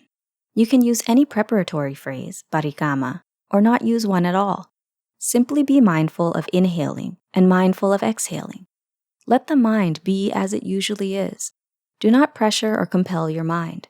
Sit in a comfortable posture and breathe regularly. Simply be mindful of breath. You will realize on your own whether you can do this for a long time or a short time. There is a simple way to test for your intrinsic nature. Once the mind, citta, has converged into a single point, or that which is called steadfastly focused concentration, it will gradually fall into tranquility. This state is called appana samādhi, or full meditative concentration. If these symptoms occur, understand that you are one of the Ceto-vimutti. When the Paññā-vimutti recite meditative mantras and meditate, their minds can converge into a single point, or steadfastly focused concentration, but the mind will not be able to dive deeper into serenity. The Paññā-vimutti are only able to attain steadfastly focused concentration. Thereafter, the mind will want to think about this matter or that matter. Even if the mind is pulled back into reciting mantras and meditation, it will only be able to do it for a couple minutes before reverting back to thinking. If these symptoms occur, understand that you are one of the Paññā-vimutti. Once the mind has achieved steadfastly focused concentration and it wants to contemplate, then go ahead and use wisdom to contemplate. When this is your character, this is the method that you must use. Understand this accordingly. You must practice in a way that matches your innate character. It is not necessary to aim for tranquility again, because no matter what you do, it will not become tranquil meditation. It is a waste of time and energy. It is pointless, because those who are Paññā-vimutti can only achieve steadfastly focused concentration. When steadfastly focused concentration and wisdom come together, a prominent, strong force will arise. All stimuli will be put to good use as models for contemplation of the truth.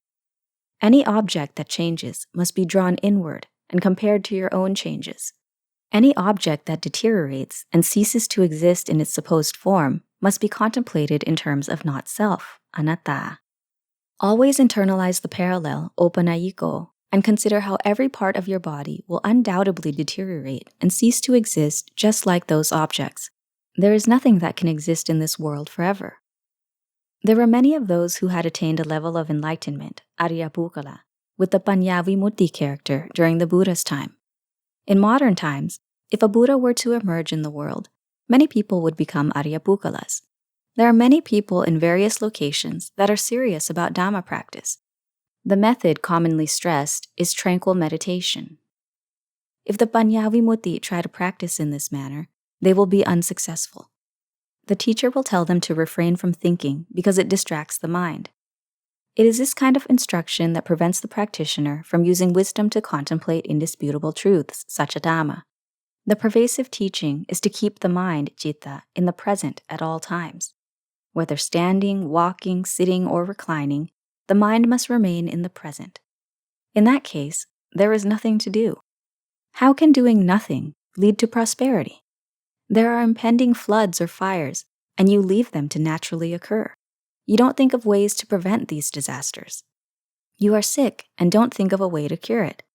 When defilements and desires rise up, you don't have the wisdom to fix them. The minds of commoners, puthujjana, are filled with defilements and desires. When they die in this lifetime, those defilements and desires will compel the mind to take rebirth in the future. Keeping the mind in the present and having a calm mind doesn't mean that defilements and desires will cease to exist.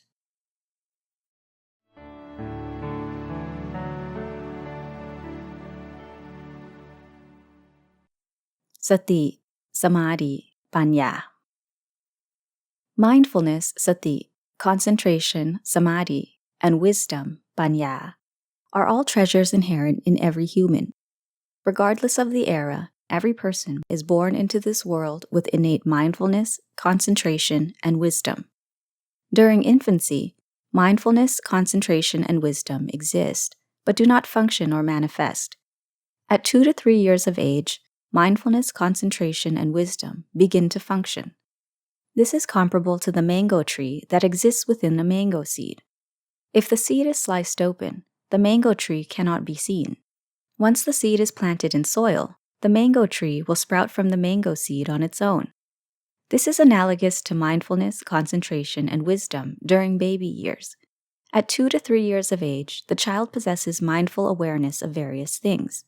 Focused concentration in action and speech is apparent. The wisdom to consider before acting or speaking is in line with the wisdom of those childhood years. The baby doesn't yet know the difference between what is wrong action, wrong speech, and wrong thought, and what is right action, right speech, and right thought. But once the child grows up, mindfulness, concentration, and wisdom will be fully operational. Without righteousness, moral shame, hiri, and moral fear, ottappa, the mindfulness, concentration, and wisdom they possess can all become tools used to commit evil actions, evil speech, and evil thoughts. This will lead to wrong mindfulness, micchā sati, and wrong concentration, micchā samādhi. Wisdom will be applied toward thinking about various things in the wrong way, like thinking selfishly and putting personal interests or the welfare of one's own faction first. These are malevolent fools who are unafraid of wrongdoing and solely think of personal benefit. They are self-interested and find pleasure at the cost of the suffering of others.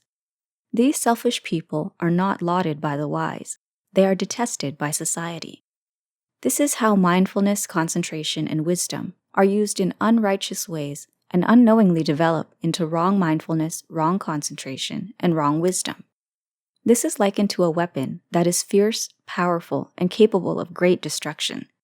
If this weapon is in the hands of policemen or soldiers, it can be used to conquer enemies in any situation. But if the weapon falls into the hands of your enemy, you will always be defeated. Therefore, practitioners must possess correct perceptions of the truth, samādhi, as the foundation for mindfulness, concentration, and wisdom. The Buddha proclaimed the religion and disseminated the Dhamma to the Buddhist company. He explained and clarified what was wrong and what was right to the Buddhist company so that they would understand. He provided reason to clearly support how wrong action leads to wrong results and how wrong speech leads to wrong results. Most importantly, if someone possesses wrong views, their actions and speech will consequently be wrong. This is because everyone inherently possesses wrong views, only they do not realize that they are wrong views. As such, they habitually act wrongly and speak wrongly. Accordingly, the Buddha used examples and drew comparisons based on principles of reasoning in order to help Dhamma listeners accept the truth. That which the Buddha taught people was Saccā Dhamma, or the indisputable truths that exist in every person born into this world. These indisputable truths are old. The Buddha drew on old stories that exemplified typical human behaviors as a teaching method. In other words, he used stories about people to teach people. Beforehand, certain viewpoints were perceived as true and accurate. After the Buddha stated that those viewpoints were in fact false, those who listened with rational wisdom were able to accept the truth. The Buddha necessitated that people first identify their faults. Upon knowing your faults, it is possible to change wrong views into right views, or that which is called Samādhi, views that are correct and righteous. Once right views arise in the mind in this way, this is when an individual's wisdom has arisen. Wrong is viewed as wrong. Right is viewed as right. The difference between wrong action and right action, wrong speech and right speech, and wrong thought and right thought can be immediately discerned. That which is wrong is detested by all, thus it must be shed. That which is righteous is praised by the wise. As the mind trains in cultivating correct views in this fashion, understand that wisdom has arisen within you. Although it is wisdom at a worldly level, at least it is Dhamma at a worldly level. In other words, it is clearly knowing the Dhamma and seeing the Dhamma that are the world's indisputable truths. Doesn't all Dhamma exist in this world? With clear knowledge and true realization of the reality of the world, why continue to be infatuated with it? Those who frequently cycle through birth and death in this world are infatuated with the world.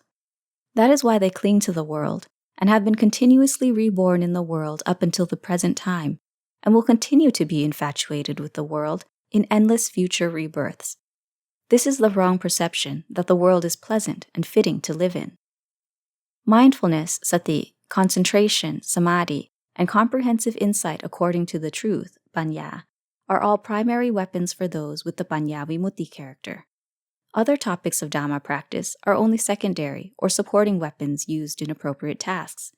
Each individual's character is not the same. This is likened to people afflicted with various ailments.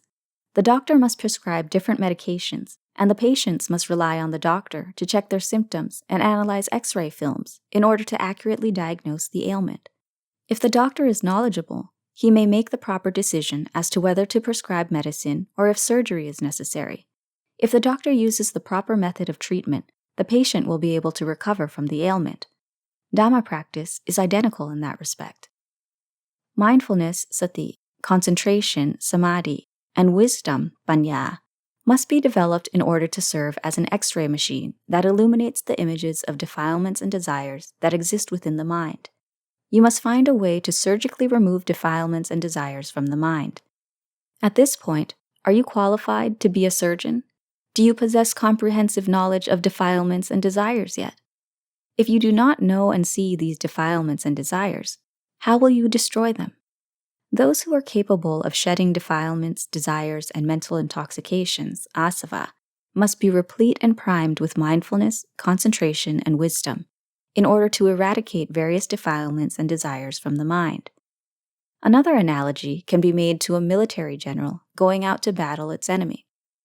The general must be ready with the following 3 things. 1. Supplies. 2. Weapons. 3. Troops. Upon entering actual battle, there must be a group of spies spent to gauge the strength of the enemy. The enemy also possesses food supplies, weapons, and troops.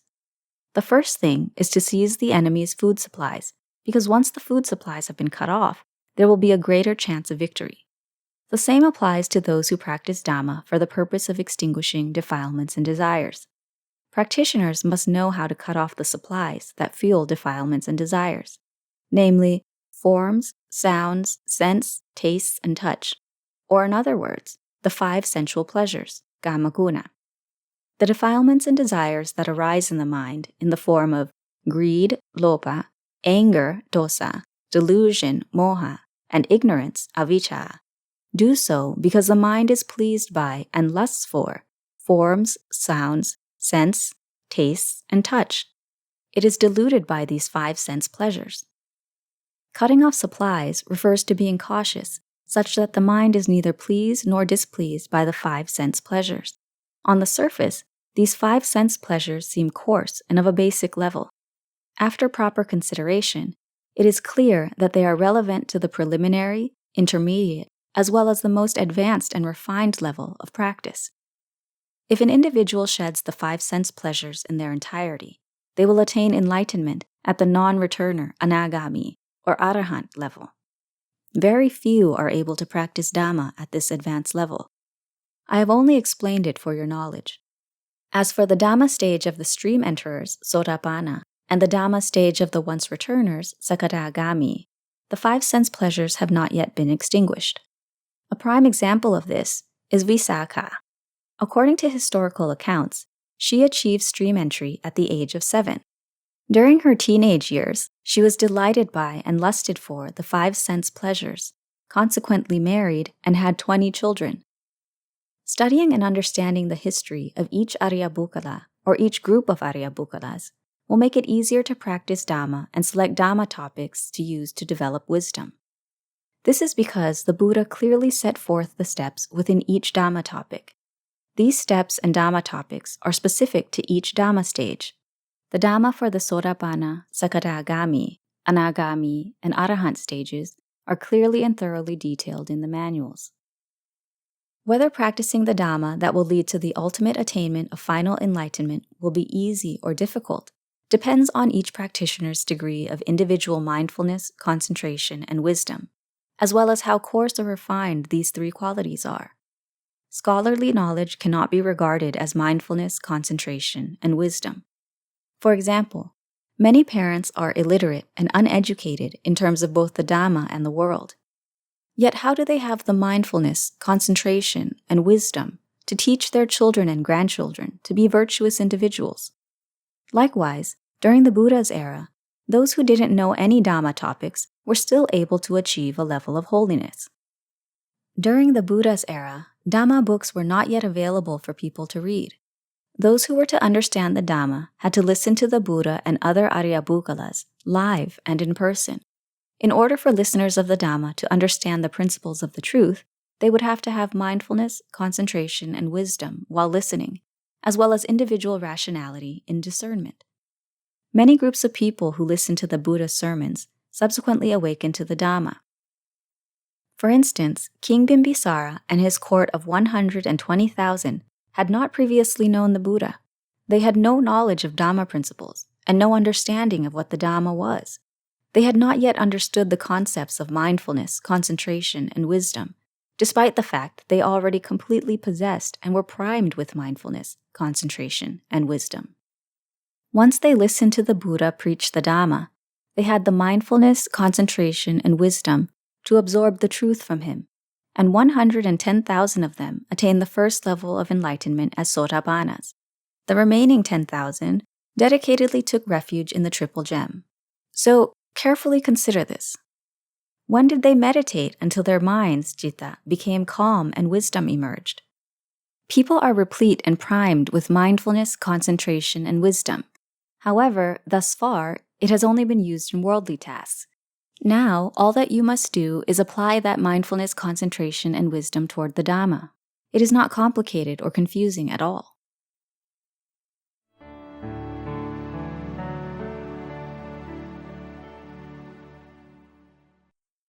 Using wisdom to contemplate the present.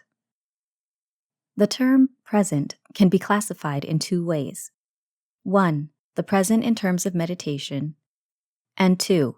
The present in terms of developing wisdom. Practitioners must be familiar with both of these definitions of present in order to use the appropriate designation in Dhamma practice. For instance, the present in terms of meditation refers to mindfulness of the present. Do not think of the past or the future to come. Remain firmly situated in the present. This is the present in terms of meditation. For the most part, this is all that is taught and understood. As for the present in terms of developing insight, vipassana, life in the present is used as a pivot or center. Look back into the past and analyze the physical and mental suffering endured. Having evaded the clutches of death on numerous occasions, you are lucky to have survived up until this point in the present. Many have already passed away, and you will follow in the exact same fashion. Some reached old age, while others did not. Use wisdom to contemplate aging, contemplate sickness, and contemplate death, which is the ultimate outcome. It is as in the verse that is frequently chanted. Aging is normal and inescapable. Sickness is normal and inescapable. Death is normal and inescapable. While alive and in the present, wisdom can be used to reflect on the events bound to occur to you. You will age, you will become sick, and you will ultimately die. From this model, you can enhance your wisdom through contemplation of your own examples. The present rebirth indicates the current life as you know it. If there is happiness and comfort, use wisdom to consider how in past lives you cultivated good deeds, kāma, and in the present life, those good deeds have borne fruit in the form of happiness and comfort. Good karma refers to the many good deeds that people have cultivated in past lives, including giving charitably, observing the precepts, developing loving kindness, practicing mental cultivation, paying homage and chanting, building temples, pavilions, and pagodas, being good to parents, being good to society in general, and many other good deeds. All of these virtues have resulted in happiness and comfort in the present life. This is how to practice the present in terms of wisdom. You can contemplate the past. This is called atitang paññā, or using wisdom to reflect on past lives in order to motivate and console yourself. Anagatang paññā is using wisdom to contemplate future births in order to console yourself that you will be able to maintain your human existence in upcoming lifetimes. In those rebirths, you will only cultivate good karma, just as you did in past lives. As for this life, you will cultivate as many good deeds as possible. While mental intoxications and defilements have not been extinguished in this lifetime, a future rebirth is guaranteed. However, the merits of good deeds in this lifetime will bring about a rebirth in a good lineage that has right views, Samādhi, and is honest and righteous, all of which are virtues that will lead to prosperity in that rebirth. The merits and perfections of character cultivated in the present life will surely be a ladder that leads to the attainment of the path and fruit of enlightenment in a future rebirth.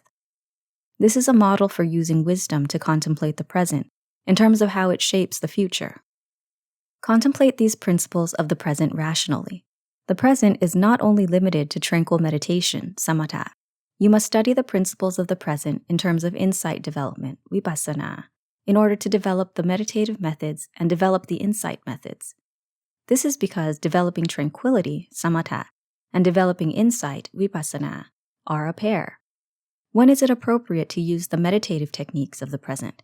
When is it appropriate to use the insight development techniques of the present? It is not that developing tranquility will spontaneously give rise to insight, as is believed. Change this perception. Interpret insight development, vipassana, more accurately. Vipassana means wisdom. Wisdom means thought or contemplation. Thought comes from perception. Whatever the perception is, that is what the thought corresponds to. If the perception is wrong, the corresponding thought will be wrong. If the perception is right, the corresponding thought will be right. What are wrong perceptions like? What are right perceptions like? Once you understand this, you will be able to select the right perception in accordance with righteousness, Dhamma. This is the first step that the Buddha laid forth during the Buddha's era. The Buddha stated, "O bhikkhus, the footprints of all legged animals are encompassed by the footprint of the elephant. Likewise, all indisputable truths, such a Dhamma, are encompassed by right perception, Samādhi. Thus, right perception, Samādhi, is the taproot of Buddhism. It is the Dhamma topic that, when practiced, will lead to the path and fruit of enlightenment. Therefore, it is clear that right perception, Samādhi, is the taproot from which all other Dhamma topics stem. Practitioners must start from these right perceptions. Understand the principles of the three common characteristics: impermanence, anicca, suffering, dukkha, and not self, anatta, because all things that arise in this world are subject to the three common characteristics. Consequently, practitioners must understand this truth.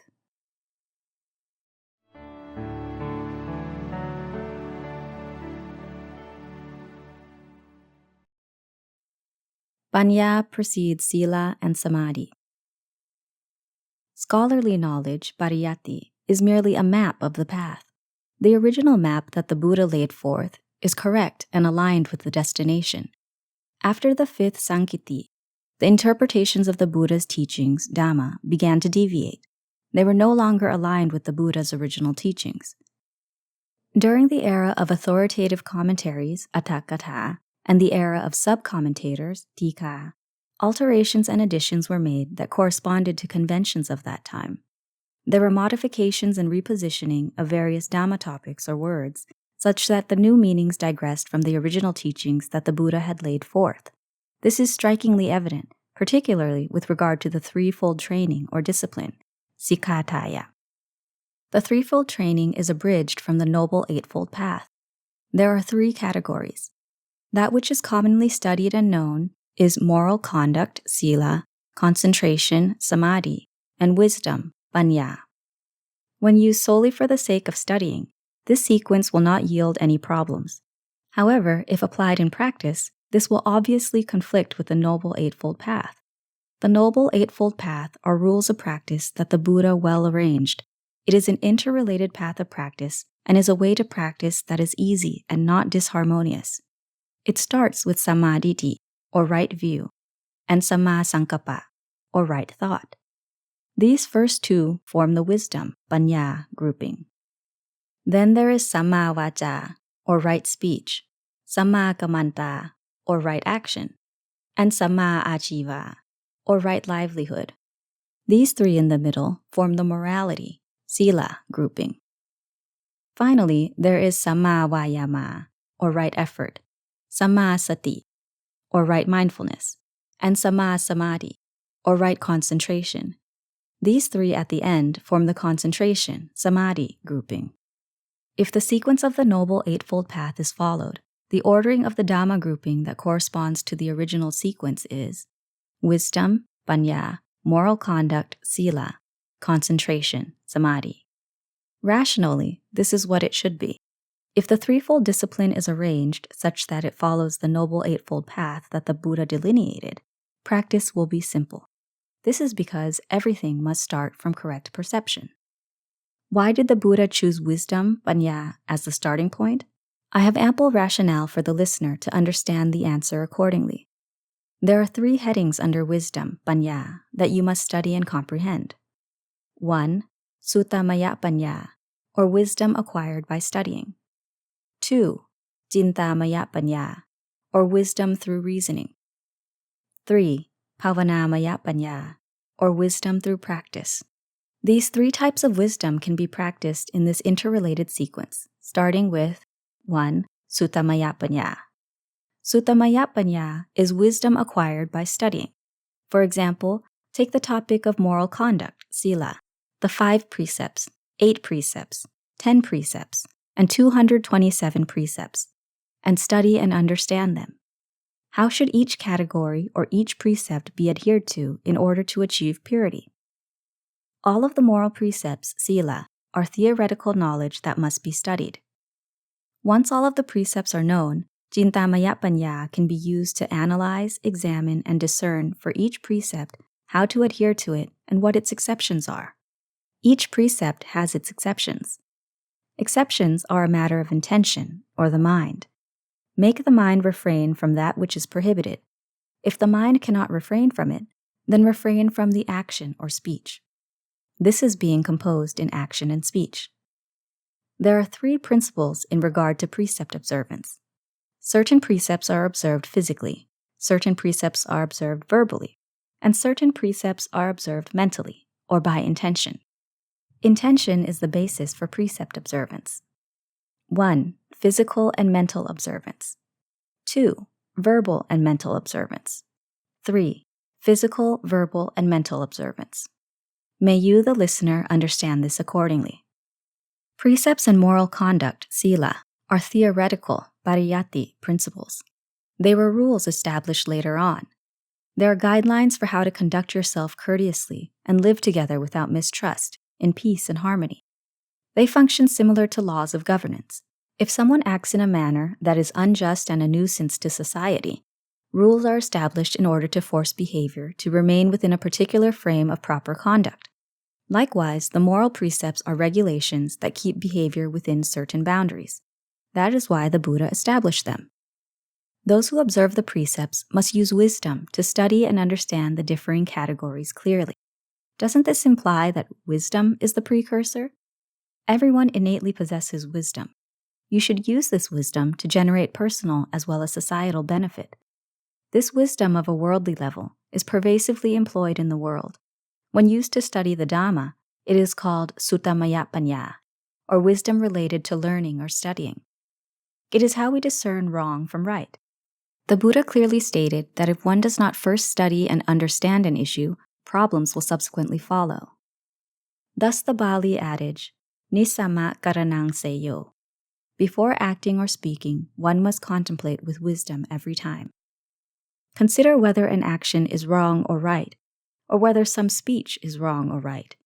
If the realization is that it is wrong, regardless of the desire to do or say it, one must refrain.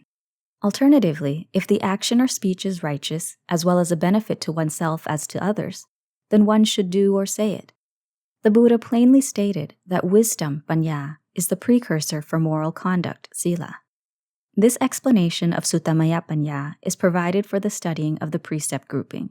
I take it you understand this accordingly.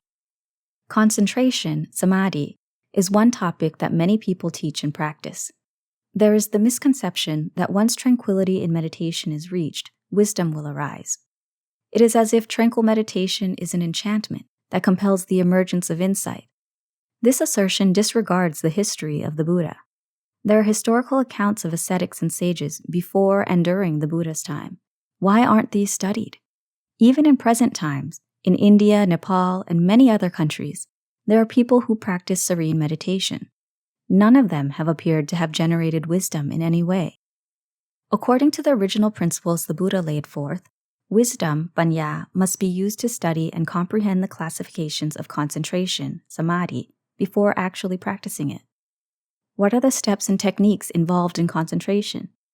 There is momentary concentration, Khanika Samādhi, access concentration, Upacara Samādhi, attainment concentration, Appana Samādhi, right concentration, Samma Samādhi, wrong concentration, Miccha Samādhi, delusional concentration, Moha Samādhi, techniques for entering mental absorptions of the fine material sphere, Rupa jhana, and the immaterial sphere, Arupa jhana, steadfastly focused concentration, and tranquil meditation.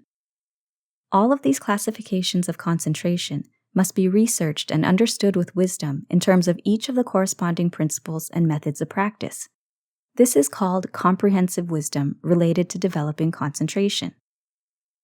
There are manuals on this because concentration is an academic topic. Suttamaya Paññā must be employed in order to know the correct procedures and methods of practice. Do not merely sit with your eyes shut, repeating a preparatory parikama phrase in an aimless and irrational manner. Some people who practice meditation only attain a minor degree of tranquility and boast that they are skilled. Once some arbitrary level of supernormal powers, apiññā, is attained, they proceed to fall deeper into the depths of self-delusion. If their meditation reaches the heights of mental absorptions of the fine material sphere, Rupa jhana, and the immaterial sphere, Arupa jhana, they will mistakenly believe that they have attained arahantship, just like the aforementioned 30 monks. The listener ought to understand the reasons inherent in these explanations. On many occasions, practitioners of meditation have described to me the characteristics of their tranquil meditation, the states of their mind, the visions and understandings, and so on. Eventually, they asked if their practice was correct and whether or not they would be able to attain nibbāna. I had to find a diplomatic way out and responded that they should just carry on. I have never practiced or taught anyone these methods. Whether the practice was right or wrong is a question that should be posed to their respective teachers. Once, on a similar occasion, I explained with good intentions how this mode of practice diverged from the path to nibbāna. The person left and reported that I was the one who practiced incorrectly and had been a monk for many years, yet was completely ignorant of the practice of meditation. From then on, I had to be careful not to respond by saying that the method of practice was wrong. This would only be told to people who have strong faith in me and on an individual basis. In contemporary times, there are many masters who teach meditation both in Thailand and abroad. Meditation is heavily emphasized in these practices. Many masters similarly teach that once the mind is calm in meditation, wisdom will arise. In some schools, meditation is practiced in order to generate psychic powers that can be harnessed and used to heal the sick. In Buddhism, meditation is used to build mental strength, which can enhance wisdom in developing intelligence and expansive comprehensive wisdom. This facilitates the realization and understanding of ultimate truths, such as Dhamma. Therefore, meditation is not solely restricted to Buddhist practitioners. Those of other religions, or those who don't subscribe to any religion, can meditate and achieve tranquility. Likewise, with or without moral conduct, tranquil meditation can be practiced as well. After Sutta Maya Paññā has been attained by studying the characteristics and stages of meditation, Cinta Maya Paññā can be used to analyze which type of meditation is best suited to one's nature.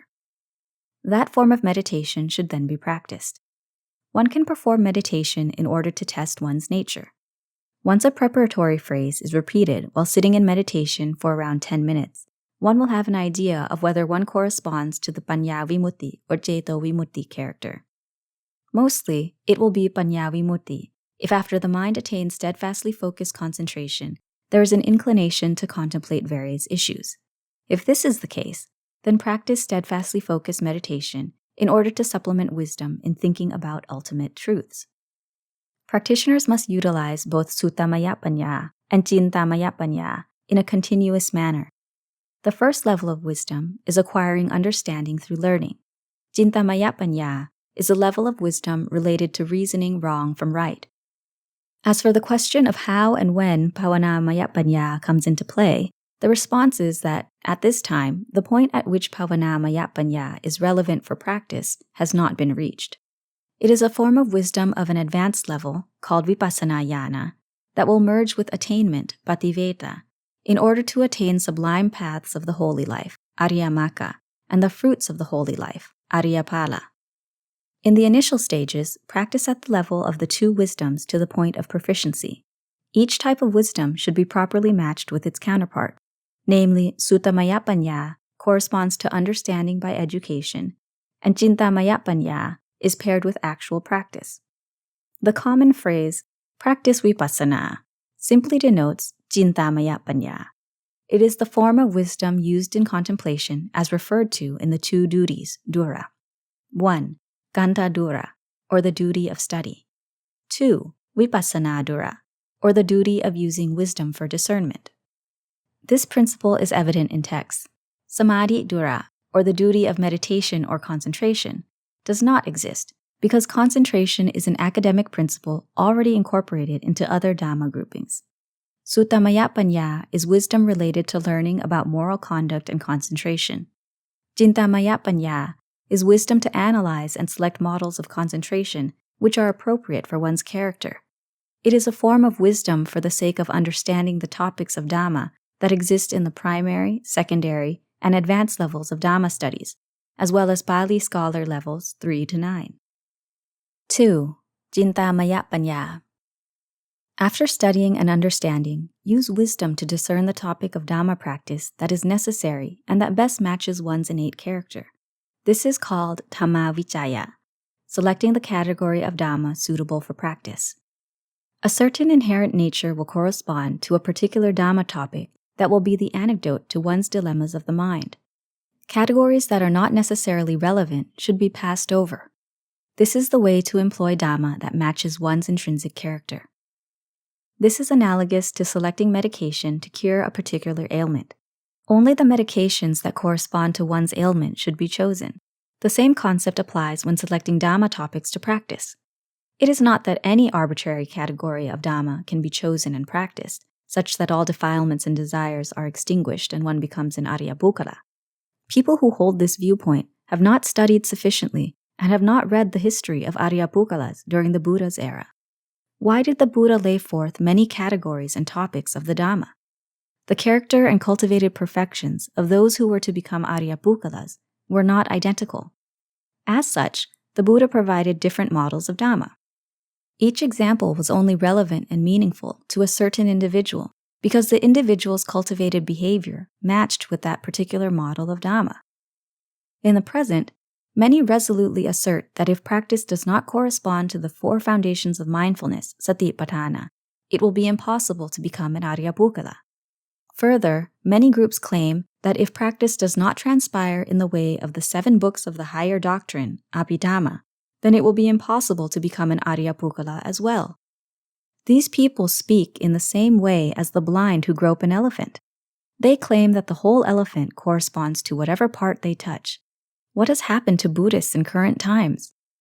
The Buddha had proclaimed, "O bhikkhus, the footprints of all legged animals are encompassed by the footprint of the elephant. Bhikkhus, the categories of Dhamma that I, the Tathagata, have laid forth with righteousness are all encompassed by wisdom of right views, Samādhi." Those who have encountered this declaration would not dare issue absolute claims that only particular categories of Dhamma would enable one to reach holiness as an Ariyapukkala. Because manuals have been erroneously written from the past, people in contemporary times have correspondingly read and understood according to those misconceptions. The 7 books of the Abhidhamma are suitable topics only for beings in heaven.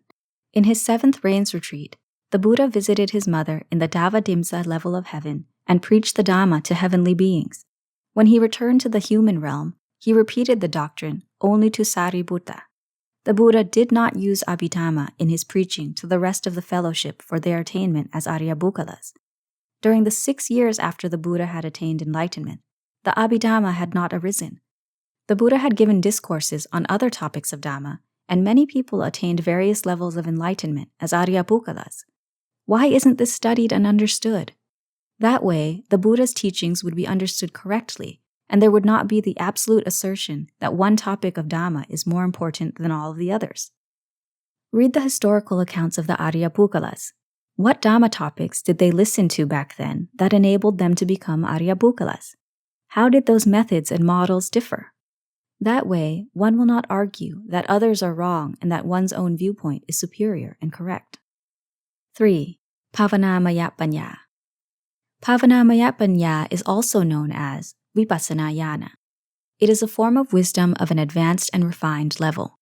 It continues from Sutta-vimutti and Cinta-vimutti. Once one forms a foundation of knowing and seeing in accordance with these 2 forms of wisdom, one's understandings and realizations will become clearer. This is called vipassana, or insight that enables one to know and see universal truths, such as Dhamma, in a clear manner. In other words, yoniso manasikara. Whatever universal truths are contemplated, there is comprehensive clarity and dissolution of doubts related to those universal truths. Whatever attachments the mind used to cling to, the mind will release those attachments. When this occurs, it is called Paññā-vimutti, or true understanding and true realization. This is like a man who fishes in a pond. In order to catch a fish for a meal, he grabs randomly with his hands. Suddenly, he grabs hold of a rattlesnake and tightens his grip. At that moment, he feels that it is really a fish. He proceeds to imagine how the fish should be prepared in order to be savory. Experience solely through touch is likely to lead to the wrong conclusion. Once the snake is pulled above water and he sees that it is, in fact, a snake, the feeling that he had caught a fish completely vanishes. Likewise, if you extract the wrong assumptions that this belongs to me and this is my self-identity, and examine them with wisdom in order to know and see them according to the truth, the mind will clearly know and see according to the truth of reality that the 4 elements of earth, water, wind, and fire that have congregated in this form dubbed self is merely a clump of elements. In a short time, this clump of elements will disintegrate back into the elements whence they came. This clump of elements was created by the delusional volitional mind, sankhara citta, for temporary habitation. In a few days, it will all disband.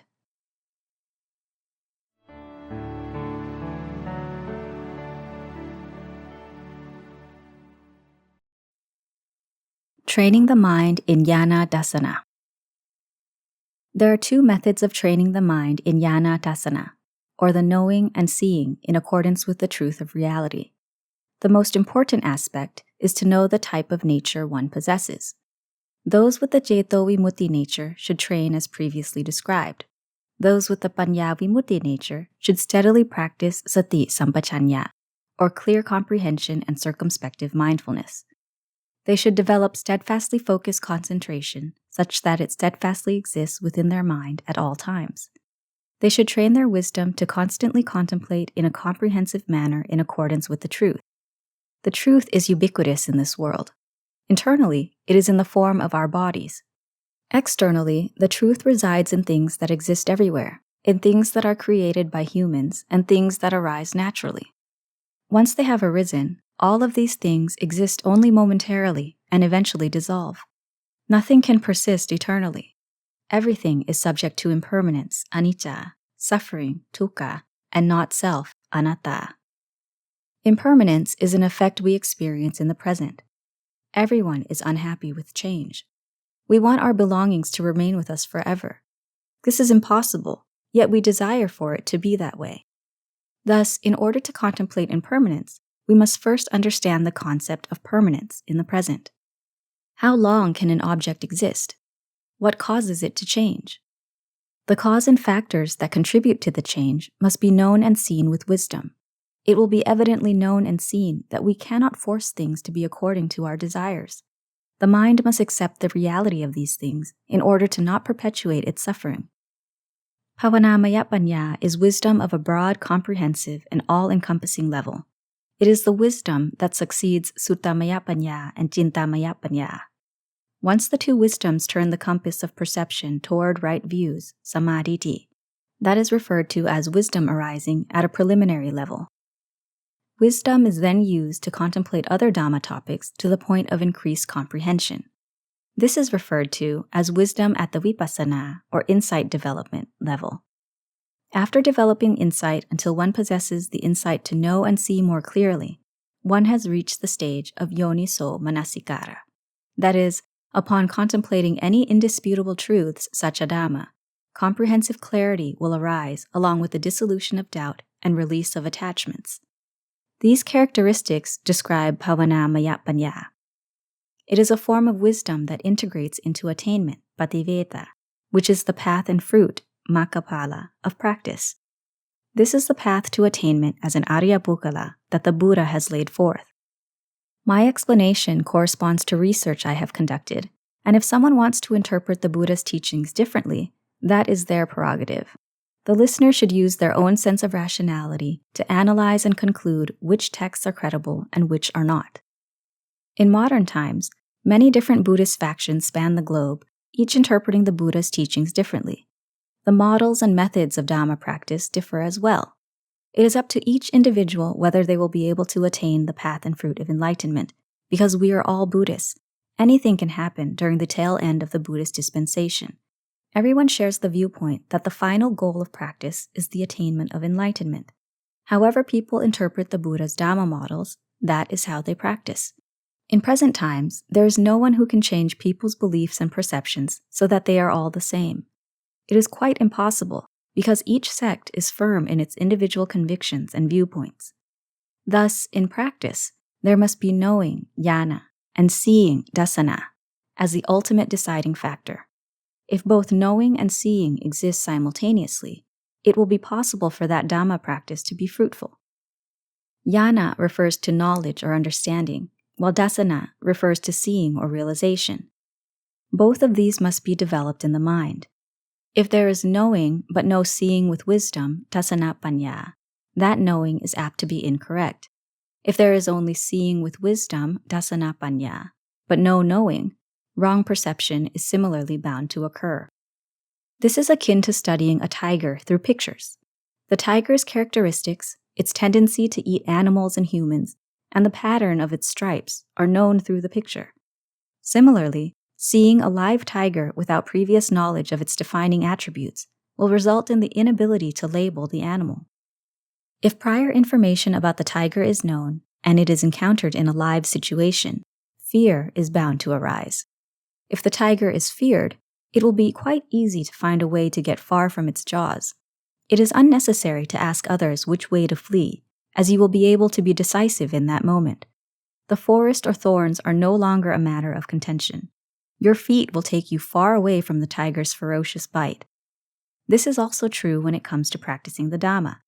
The important factor is developing Ñāṇa-dassana within the mind, in order to know and see according to indisputable truths, such a Dhamma. Our countless past lives were destroyed by death. May this life be the final one in the cycle of rebirth.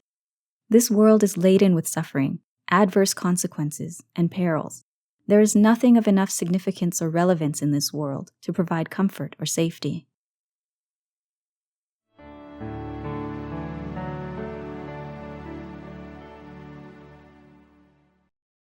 The 10 Beliefs of the Kālāma Sutta. The Kālāma Sutta is another topic that will be explained for the listener's information. While the Buddha was still alive, he had the insight to know that toward the end of the age of Buddhism, people would change, modify, and embellish the Buddha's teachings. Buddhists will misunderstand that the teachings are attributed to the Buddha. The Kālāma Sutta is rational and believable. It is what the Buddha said about the 10 beliefs. I have authored a book about the Kālāma Sutta in which all 10 beliefs are detailed. In this text, only one belief will be expounded for the listener to study and understand. Namely, the Buddha cautioned Buddhists not to believe in manuals and scriptures. Some may contend that if manuals and scriptures are not to be trusted, then what should be? Each individual must use reason to analyze and decide on their own. The Buddha's teaching is true and accurate. He foretold that in the future, that is, our current era, everyone will read texts written by their masters. Each book claims to be the Buddha's teachings, does it not? Upon reading the texts, it is clearly evident that the teachings are not cohesive. For a single topic of Dhamma, different connotations abound. For instance, it is plainly obvious that each master construes insight development, vipassana, differently. Further, there are many more Dhamma topics that are interpreted in various ways. To illustrate, if the threefold discipline is arranged according to the Noble Eightfold Path, the original sequence will be wisdom, paññā, moral conduct, Sīla, concentration, Samādhi. The 3 types of wisdom are Suttamaya paññā, Cintamaya paññā, and Bhavanamaya paññā. Suttamaya paññā is wisdom related to studying, and Cintamaya paññā is wisdom in selecting a model of Dhamma that corresponds to one's intrinsic nature for practice. Once practice reaches the point of increased comprehensive understanding and realization, one will be yoniso manasikara, one who knows and sees in accordance with the truth, such that comprehensive clarity arises and all doubts are extinguished. This is called bhavanamaya paññā, the wisdom that connects to attainment, pativeta, which is the path and fruit of enlightenment, magga phala nibbāna.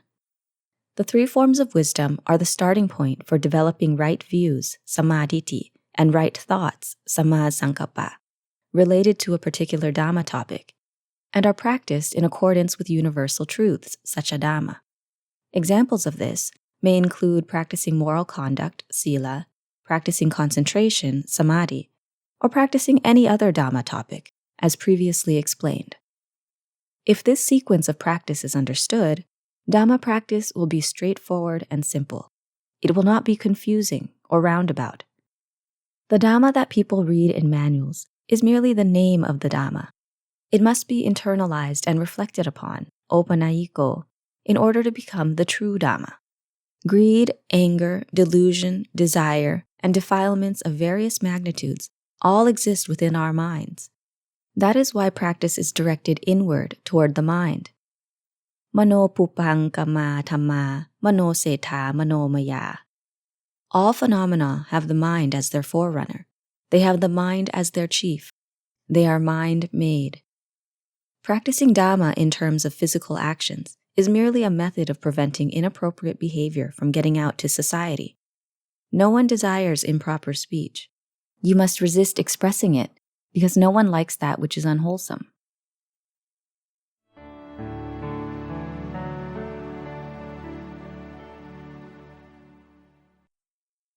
Using wisdom to contemplate suffering. When it comes to using wisdom, paññā, to contemplate suffering, dukkha, this suffering mainly manifests in the mind, as that is where all suffering is received and congregates. When any part of the body experiences pain or is afflicted with various ailments, all corresponding suffering converges in the mind. The mind and body are connected, sampayutta, and affect one another. This can be compared to how when two hands are clapped together, sound is bound to arise. Likewise, while the body and mind are still interdependent, suffering is bound to arise. Once the mind separates from the body, a phenomenon referred to as death, the mind will no longer be affected by the body's suffering. The body that is not sustained by consciousness, vijnana, will rot, deteriorate, and revert back to the elements. It has ceased to exist as a human. It has become anatta, or not self. Thus, in using wisdom to contemplate not self, anatta, self, atta, must first be understood. The meaning of self must be comprehended. What part of the body do you believe to be the self?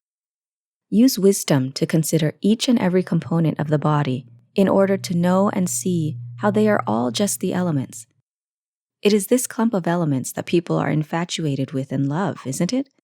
While alive, people like and love one another according to each person's delusion. While the person we love is still alive, we can hug and kiss them. But once they die, even if you were to shower the body in perfume and powder it, it would not be embraceable at all. The human body is not inherently fragrant and must be washed regularly in order to rinse off its filth. If everyone refrained from showering for a couple of days, a foul odor would arise. Those accustomed to pleasant fragrances will be instantly repulsed by the stench. When stinky people become accustomed to living together, they will be able to live together. For practitioners who heavily emphasize asuppa, the loathsomeness and filthiness of the body, every part of the body is filthy. While alive, it is already this filthy and disgusting. Upon death, the magnitude of that filthiness is further amplified. The foul stench of a human corpse is many times more repugnant than that of an animal. This is a technique to train the mind not to be infatuated with others. As the proverb says, bees hunt for pollen, flies seek out the putrid, scholars strive for virtue. Precisely which one are you? If you are one of the flies, you are a terrible practitioner. You have long been carried away by your enjoyment of pleasurable things and carried away by your own atta. Thus, in order to know and see anatta, it is crucial to know and see atta.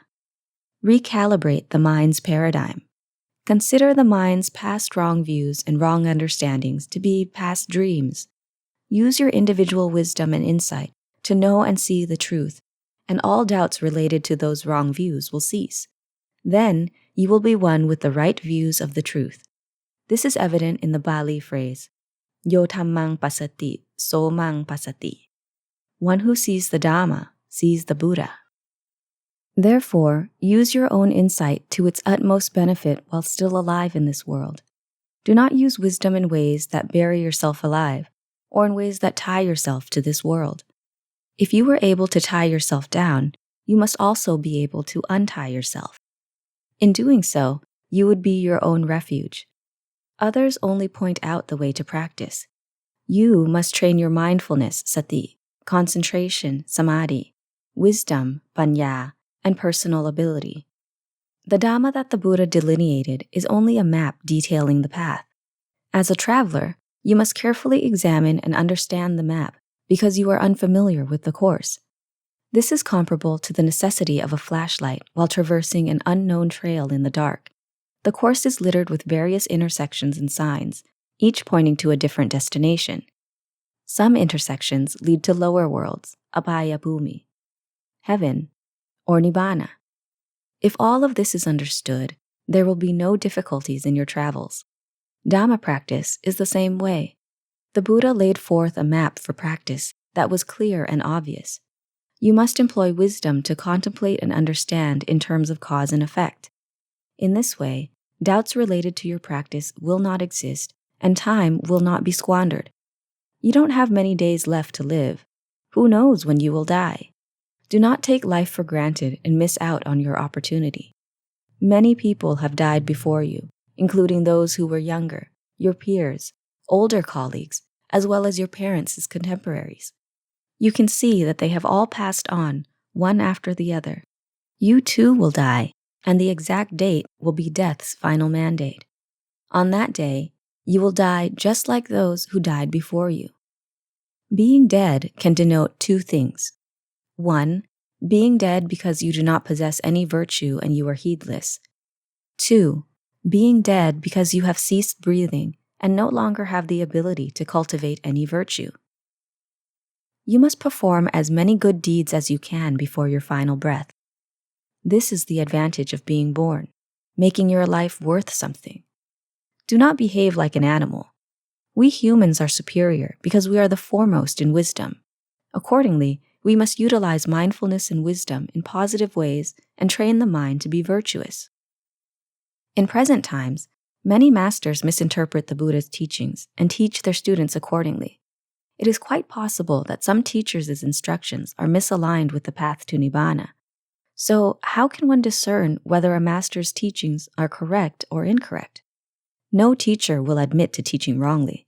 Each master proclaims that he is also one who teaches the true path. If you have mindful wisdom, you will be able to discern whether the teachings are correct or incorrect. Practitioners these days are like a herd of oxen searching for a leader to bring them across the river to the shore where it is safe. There are many leaders who appear to share similar physical characteristics. There may be an ox within the group of leaders that has crossed the river before. It is likely that the herd does not know which ox this is, and each ox must make their own decision.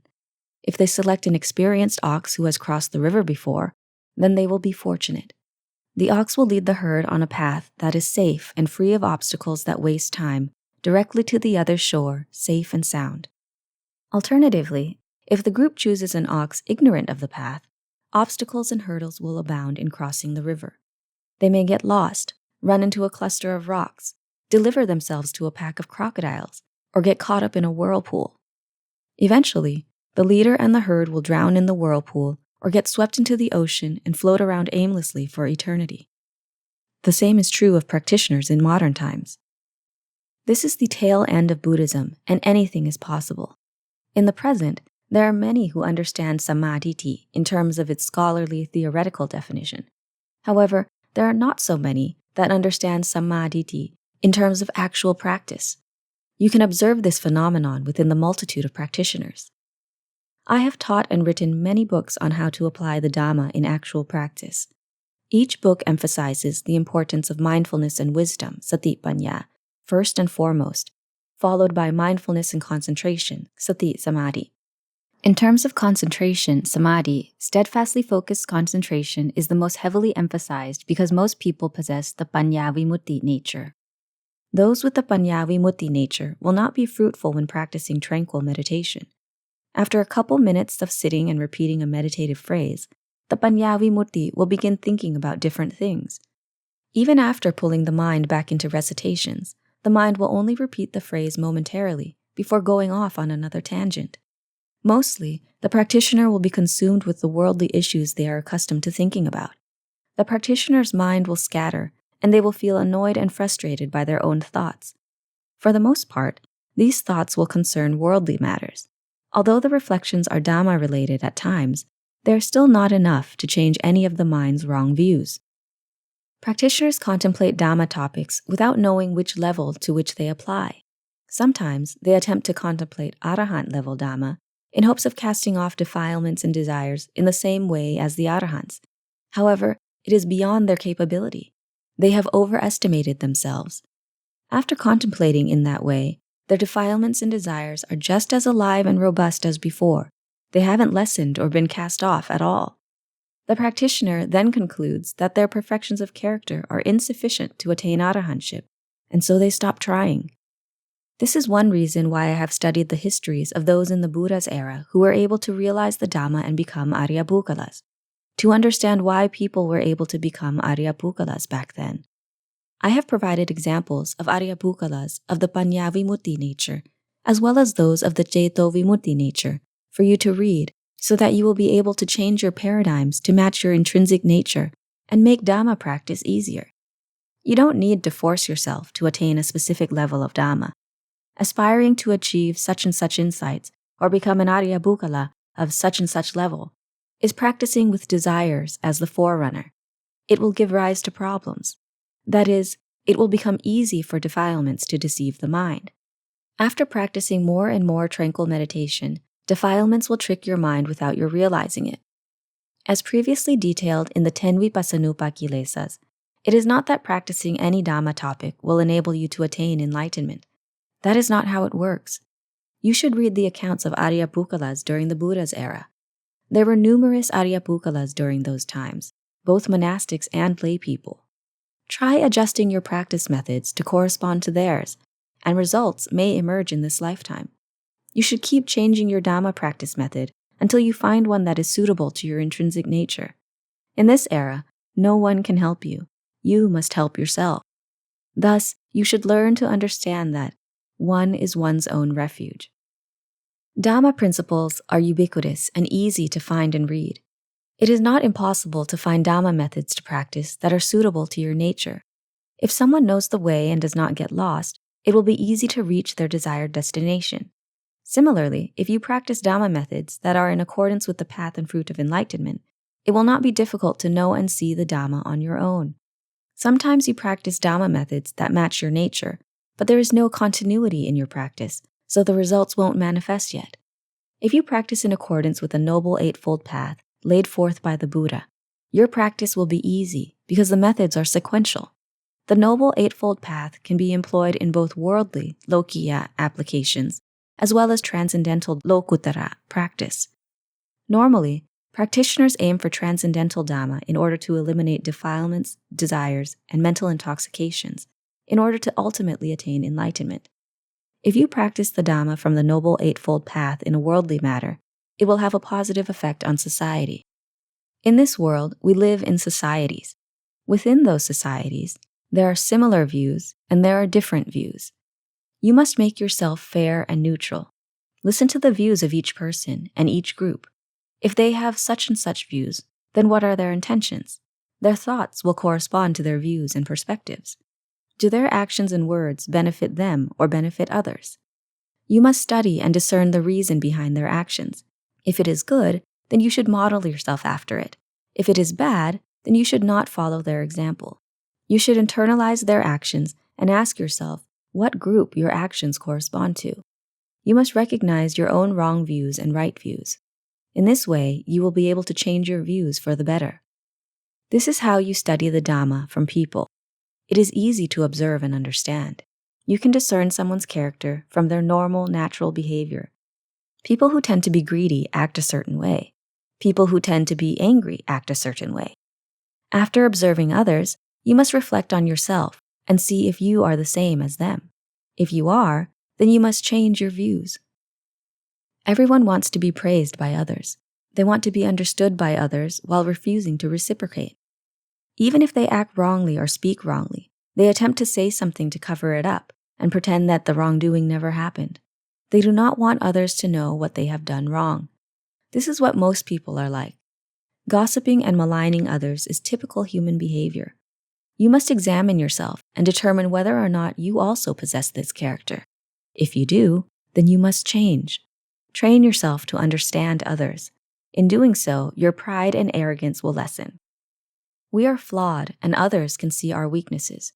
Everyone serves as a mirror of reflection for others. The first point of interest is behavior and manners, which manifest both physically and verbally. Actions and speech are the gateway to society. You must review them every day. If you think in a negative manner, you should keep it to yourself and refrain from expressing it physically or verbally in front of others. Even if there is anger or hatred in your mind, you must hold back, because expressing those emotions is a fool's modus operandi. Fools tend to gossip and malign others. They create a mountain out of an anthill. They embellish and try to pass it off as true, and they lack mindfulness and are unable to restrain their thoughts or speech. This gives rise to payabhara, ill will and malevolence. As a practitioner, you should not allow these situations to arise. You must be conscious of yourself at all times. Thus the Thai adage, speech is worth a few dimes, silence is golden. You should revisit and review your words. As for Samādhi in terms of worldly Dhamma, You should cultivate righteousness within your mind. Once the mind is righteous, thoughts, actions, and speech will be righteous toward both yourself and others. Your family unit will be happy. Your relatives, friends, and community will also be happy. Those who are righteous garner respect and trust. Righteous people prefer to keep company with similarly righteous individuals. It is easy to identify righteous people because their actions and speech are clear indicators. Those we call good people are people who are righteous and just. Therefore, endeavor to develop righteousness within yourself because it is an indicator of a good person. Wherever determination exists, therein lies success. Moral goodness is not impossible. Those who desire goodness find it easy to commit moral deeds and difficult to commit immoral deeds. Fools who desire to commit immoral deeds find it easy to commit immoral deeds and difficult to commit moral deeds. In human society, both the moral and immoral coexist. This is reinforced by King Bhumibol of Thailand's speech to his people. In one country, there exists both good and bad people. No one can transform all people into righteous and moral individuals. Bringing normalcy and peace to the people does not indicate making everyone moral and just. It lies within promoting those who are good and having just people govern the land, in controlling situations such that bad people do not have authority and do not cause trouble and unrest. His Majesty's words clearly indicate that if a moral person governs the country, there will be prosperity. If an immoral person governs the country, there will be destruction and chaos. In every society and every occupation, if a moral person is in charge, tasks will be completed successfully.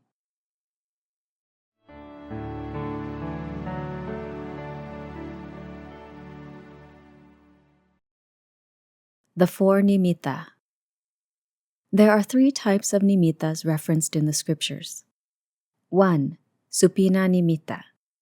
Supina nimitta refers to dreams. Those who are sleeping will experience dreams. At times, those dreams are frightening. At times, they are pleasant. Sometimes, these dreams are about the body in an abnormal state. Sometimes, they are about the past. Sometimes, they are about the future. Sometimes, they are about old memories. And sometimes, they are about sensory experiences. Some people dream while asleep, while others do not. The subject matter in dreams is sometimes false and sometimes true. To illustrate, King Pasenadi of Kosala dreamed of 16 things. He related his dreams to the Buddha, and the Buddha explained the significance of the dreams in what is known as the Mahasupina Jataka. I have explained these in depth in my book entitled The Buddha's 16 Prophecies. A few of them will be discussed henceforth. King Pasenadi dreamt of various types of trees, hardly large enough to bear flowers and fruit. Yet the trees were so filled with the burden of heavy fruit and blossoming flowers that the branches could not withstand the weight. The Buddha prophesied that in the distant future, adolescent girls too young to be wed will be filled with sexual lust and desire. They will get married at a young age, against the customs of society. They will copulate without shame.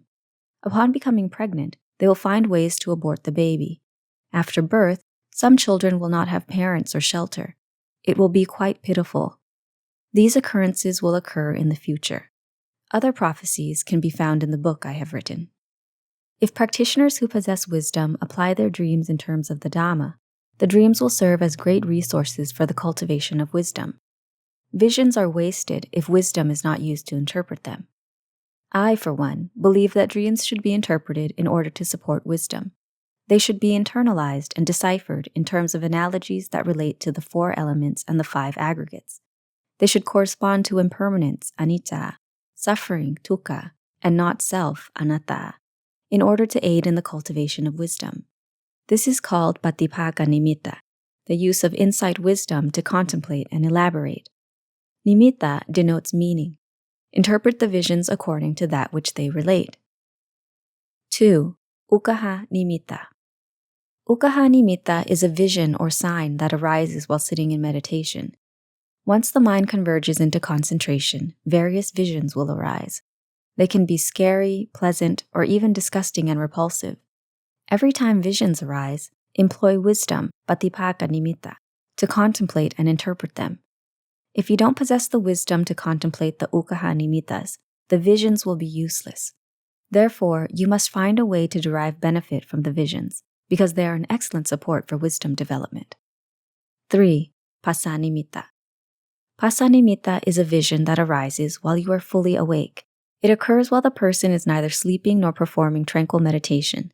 This type of vision results from the 5 sense bases, ayatana. 3.1. Jakku nimitta. Jakku nimitta is a sign that arises when the eyes sense form and meaning related to that form arises in the mind. It may be that the form is pleasant, thus giving rise to preoccupations, aramana, of love, pleasure, and happiness. This is called sukha vedana, the mind's taking in the preoccupation of happiness. When the eyes take in a form that is displeasing, it is called dukkha vedana, the mind's taking in the preoccupation of suffering. If the internal sense organs come into contact with the external sense objects and there is a feeling of indifference, or neither love nor hate, it is referred to as ubekkha vedana. Passanimitta is when the eye's sense of form, lust arises within the mind, and that form serves as the mind's preoccupation. Sankhara, volitional thought or mental formations, related to that form are then bound to arise. Once sankhara goes down a lustful path, it will suppose things about that form and use them as the basis for volitional thoughts. This is how volitional thoughts, sankhara, and supposition, samutti, are intimately related. This is similar to how once a pen and paper are ready, anything can be written according to the mind's desires. Likewise, if the mind is partial to lustful desire, volitional thought will use the form to fantasize in a lustful fashion. The mind uses that form to create and suppose hypothetical situations, samutti, that fulfill those lustful desires. Passanimitta gives meaning to form. This is how preoccupations that correspond to worldly trends arise. Both humans and animals that are deluded by the world are deluded by this very same thing. That is why they have consequently continued to be reborn in this world and will continue to be deluded by it. The mind's infatuation with sensual pleasures, kamaguna, will intensify with each passing day. Those who lack wisdom will be unable to find a way out, as the mind is completely obscured by the darkness of ignorance, avijja. Practitioners must study well and understand the root of the cause. The mind cannot distinguish wrong from right, nor what is or isn't suitable. Once the eyes perceive a form, defilements and volitional thoughts infiltrate and derive meaning from what is supposed about that form. Volitional thoughts of beauty, love and pleasure, and fragrant aromas are then triggered and woven into full-fledged situations. Why don't you think about thoughts of the opposite spectrum, of how the human physical form is dirty and foul, or how there is not a single component of the human body that is pleasantly fragrant? You can think about love all day and night, while standing, walking, sitting, or lying down. Even if a person is no longer physically with you or has died many years ago, old preoccupations of love can be dug up and delightfully reflected upon, as if the person were still alive and by your side. Fantasies of adorable conversations, endearing smiles as sweet as sugar, and the sensation of physical contact form in the mind. This is what is called building castles in the sky and painting dreams. You believe in the promises made in this lifetime, that your love will persist until the destruction of the skies and the obliteration of the earth. Why are people capable of thinking up dramatic screenplays that deceive the mind into being obsessed and deluded?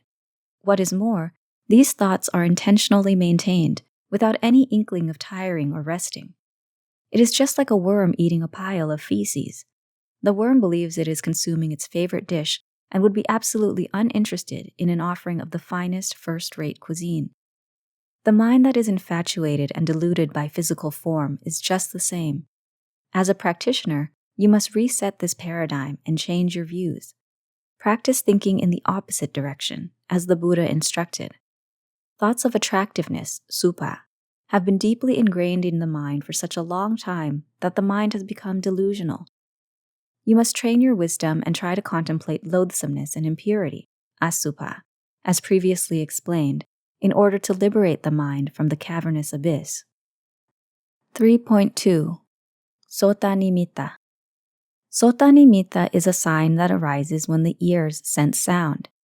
This sound becomes a sense object that makes a deep impression on the mind and can engender preoccupations of love.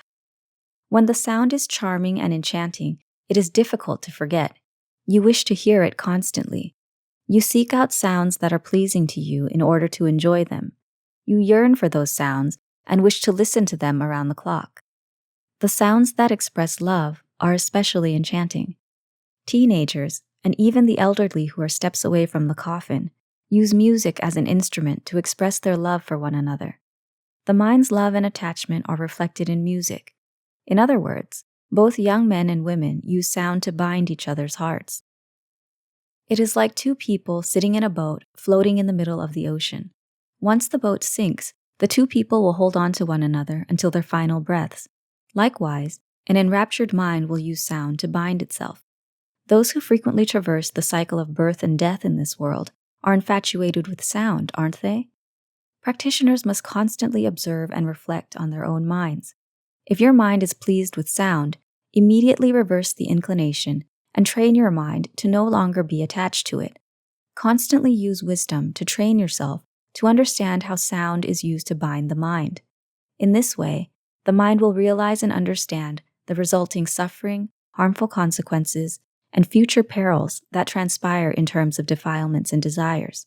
Do not allow sound to dupe the mind into believing that sound is a normal aspect of the world. Otherwise, you will be swept up in the stream of the world for eternity. 3.3. Kālāma. Kālāma is a sign that arises from the sensing of scent.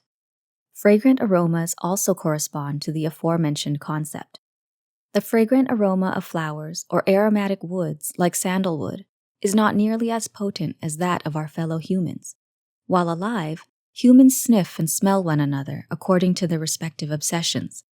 Each person puts on an aromatic facade by showering in powder or perfumes in order to conceal and restrict their organic human stench from proliferating outward, as well as to deceive others into believing that they are naturally fragrant. Those who are delighted by aromatic scents will walk straight into the trap of obsession and infatuation. Thus the saying, "Bees hunt for pollen, flies seek out the putrid, scholars strive for virtue." Which type of insect are you? You must observe yourself. If you are a fly, how will you change your perception to correspond to that of a bee? You, the listener, are probably a bee searching for pollen, or a scholar seeking virtue. Virtuous individuals have a non-diluting, fragrant aroma that emanates in all directions. This is strikingly different from the stench of corrupt, immoral people.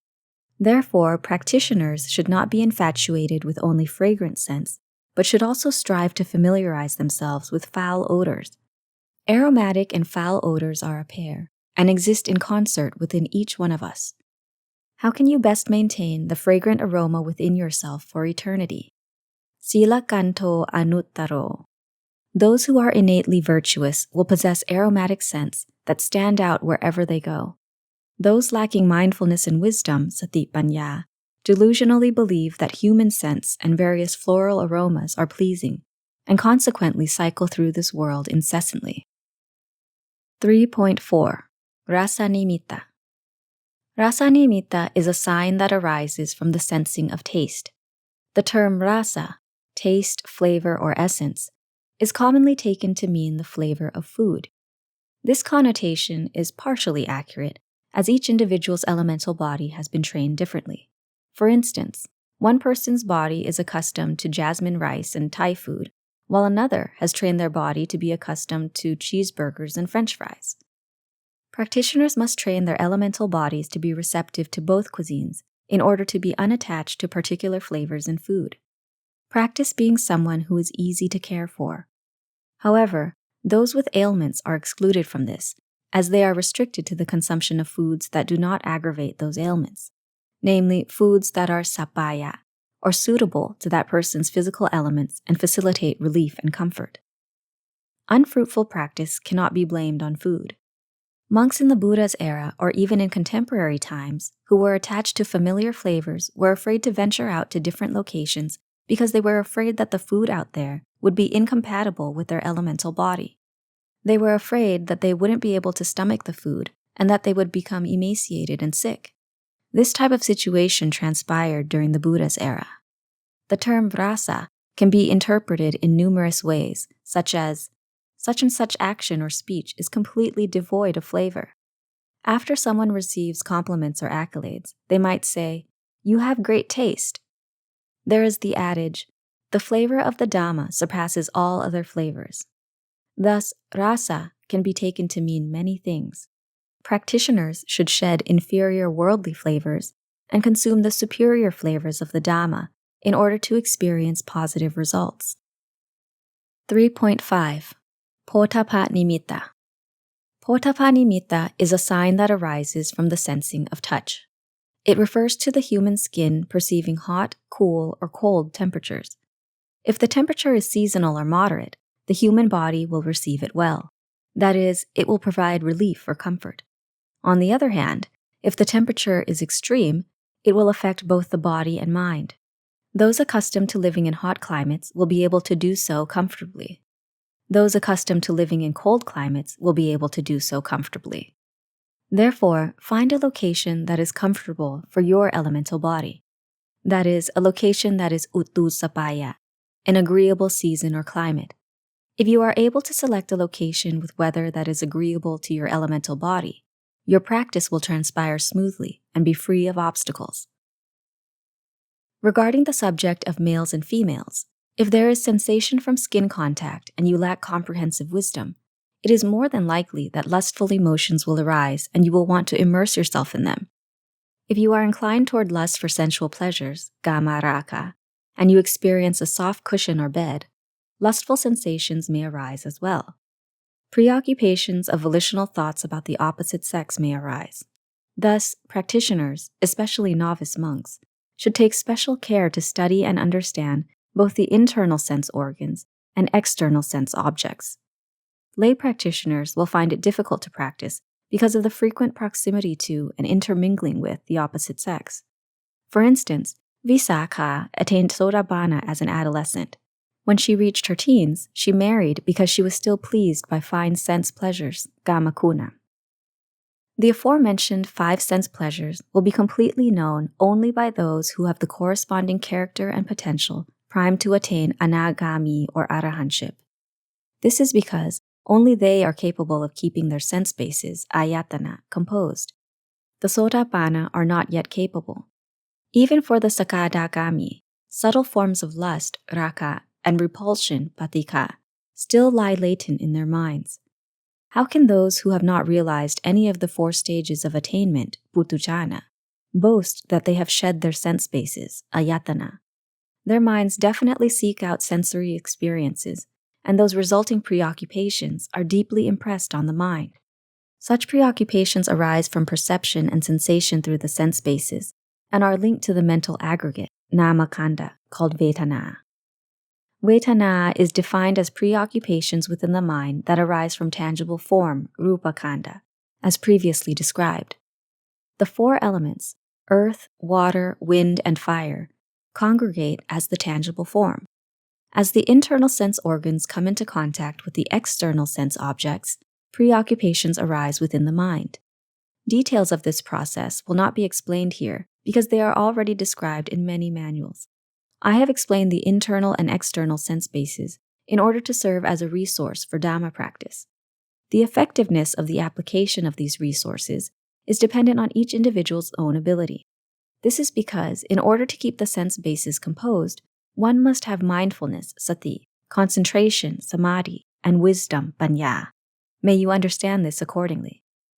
The 3 nimittas that have been discussed here include Supina nimitta, Ukkaha nimitta, and Phassa nimitta.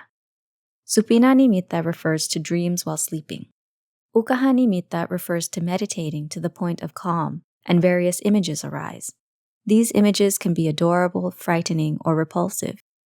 Phassa nimitta denotes perception through the sense bases, as previously explained. 4. Patiphaka nimitta. Patiphaka nimitta is a conceptualized image or counter-image. As there are many who do not understand this concept, I will break it down into simpler terms. Pati means to practice or train. Phaka means to elaborate, analyze, explain, and hypothesize. Nimitta refers to meaning. For instance, if the eyes perceive a tangible form, the form will become a sense object. If the ears perceive sound, that sound will become a sense object. Taken all together, Paññā-vimutti refers to how wisdom must be used in practice in order to contemplate meanings, as previously explained. From here on out, train your mind to go against the stream. When the eyes perceive an 80-year-old person, wisdom can be used to contemplate this sign or image straight away. Take the discomforts and inconveniences of the elderly and internalize them. If you were similarly 80 years old, you would also experience discomforts and inconveniences. Similarly, upon seeing an afflicted or sick individual, use wisdom to contemplate and internalize the parallel in the same way. In terms of death, you have attended many funerals. Upon seeing a coffin, you must use wisdom and apply the coffin as a meaningful nimitta. Right now, someone else is lying in the coffin. Internalize that. One day in the future, you will also be lying in a coffin. Everyone must inevitably encounter this. Everyone is subject to this inescapable truth. You must derive benefit from attending the funeral. It is as if you are there to realize the pitiful truth that both their life and your life must transpire in the same way. Right now, it's their turn to leave you. In the days ahead, it will be your turn to leave your friends and relatives and separate from the things that you love. In Dhamma practice, you must use wisdom to contemplate, discern, clarify, and elaborate various issues and internalize them. If the nimitta is related to something physical or elemental, dhatu, internalize it in terms of the four elements of earth, water, wind, and fire. Make sure it relates to the principles of the three common characteristics, that is, impermanence, anicca, suffering, dukkha, and the cause of suffering, and not self, anatta. If the nimitta is related to something that has ceased to exist, then use wisdom to contemplate in terms of anatta, the non-existence as an animal, individual, self, us, or them. For issues related to defilements and desires, wisdom should be used to think in terms of evil defilements, kilesa mara, that incite feelings of love and pleasure within the mind. In every situation, use Paññā-vimutti, that is, wisdom, to contemplate the meaning of the nimitta. If you use wisdom to contemplate death so frequently that it becomes habitual, that is called training in Paññā-vimutti. Using wisdom to contemplate impermanence, anicca, suffering, dukkha, and not self, anatta, or other issues, is also considered training in Paññā-vimutti. Thus, may the listener understand the meaning of the various nimittas, as well as the causal relationships as explained above. May you use Paññā-vimutti, that is, wisdom, to analyze every single issue that the eyes, ears, nose, tongue, and body sense. You must use wisdom to contemplate every situation because the external sense objects are material for wisdom contemplations. Therefore, you must continue to put forth effort in applying wisdom to contemplate indisputable truths, such as Dhamma.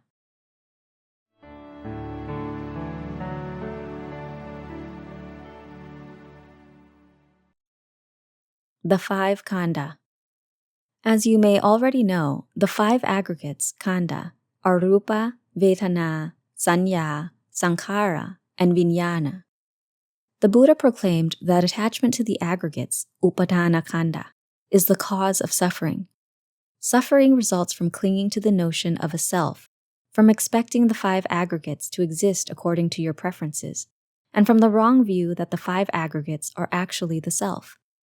These wrong views, micca-titi, have persisted until the present.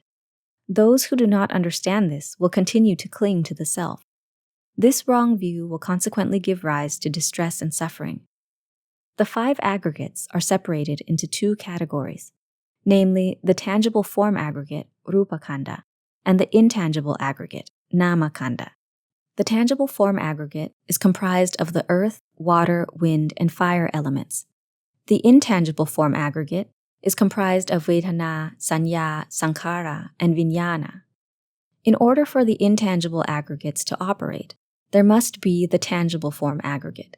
Without the intangible aggregates, the tangible aggregate would not exist. Thus, the tangible form aggregate and intangible aggregates are mutually dependent upon each other. Once the tangible form aggregate senses something, the intangible aggregate will collect information. If the intangible aggregate is operating, the tangible form aggregate is the object for that work. While you are still alive and breathing, both rupa and nama must work together. Whenever the pair separates, that is referred to as death. This is likened to building a house for temporary usage. After a time, the house will deteriorate. Similarly, when the time arrives, rupa and nama must separate from each other. Guidelines for Dhamma practice at the Rupa Khandha and Nama Khandha level are taught by many instructors. For the most part, they teach sitting meditation, Samādhi. They do not teach techniques for insight development, Vipassana. If you practice the Dhamma without knowledge of the various stages, it makes it difficult to produce results. The steps related to Dhamma practice in order to attain levels of enlightenment as Sotapanna, Sakadagami, Anagami, and arahant differ in depth and detail. Defilements and desires are eradicated in both coarse and refined levels corresponding to the stage of practice. This is similar to how someone who has completed the primary level of Dhamma studies is unable to answer a question of the advanced level of Dhamma studies, or how someone who has only been educated up to the advanced level of Dhamma studies is unable to answer questions at the Bali scholar level. Likewise, training in the Dhamma will be simpler and less complicated if it follows the delineated processes. However, most Dhamma practitioners follow random guidelines that do not match up and consequently do not understand the Dhamma. The majority of Dhamma that is practiced nowadays is derived from the level of the arahant. Who knows whether or not you have sufficient perfections of character, bharami, to achieve arahantship in this lifetime? If your bharami is lacking, then your practice will not yield any results. If you have cultivated enough bharami to attain enlightenment as a sotapanna, and your methods of practice correspond to that level of attainment, then you will have a high chance of attaining sotapanna. Once you have attained sotapanna, the subsequent stages of Dhamma attainment will not be difficult. This is because you have already opened the door with your sotapanna attainment. You have entered the stream of enlightenment, nibbāna. As for the question of whether or not those who become holy ones, Ariya will know what Dhamma level they have attained, the answer is that they will know for themselves. There is no need to seek confirmation from others. Even if the Buddha were sitting right there in front of them, they would not ask because they already know. Those who become Ariya in the Buddha's era, as well as in the present era, know themselves well. They do not doubt themselves any longer. Anyone who achieves a Dhamma stage dispels doubts about that Dhamma stage. It is unnecessary to check against texts and scriptures for confirmation of right or wrong. It is pacatang, individually known. There is no need to obtain a declaration via karana from anyone else. Further, there is no need to boast or inform others of it. They will live normally, just like others. However they used to be, that is how they will continue to be. Their nature or personality doesn't change. If you have any questions concerning this text and have the time to ask me directly, I am always ready to elaborate on every matter. If you ask others, their answer might not be aligned with my meaning. However, you may find your own answers from reading this book. May you all have strong mindfulness and wisdom, and may you clearly understand and truly realize the Satya Dhamma in accordance with the bharami that you have cultivated. Venerable Acariya Thoon Khippapañño.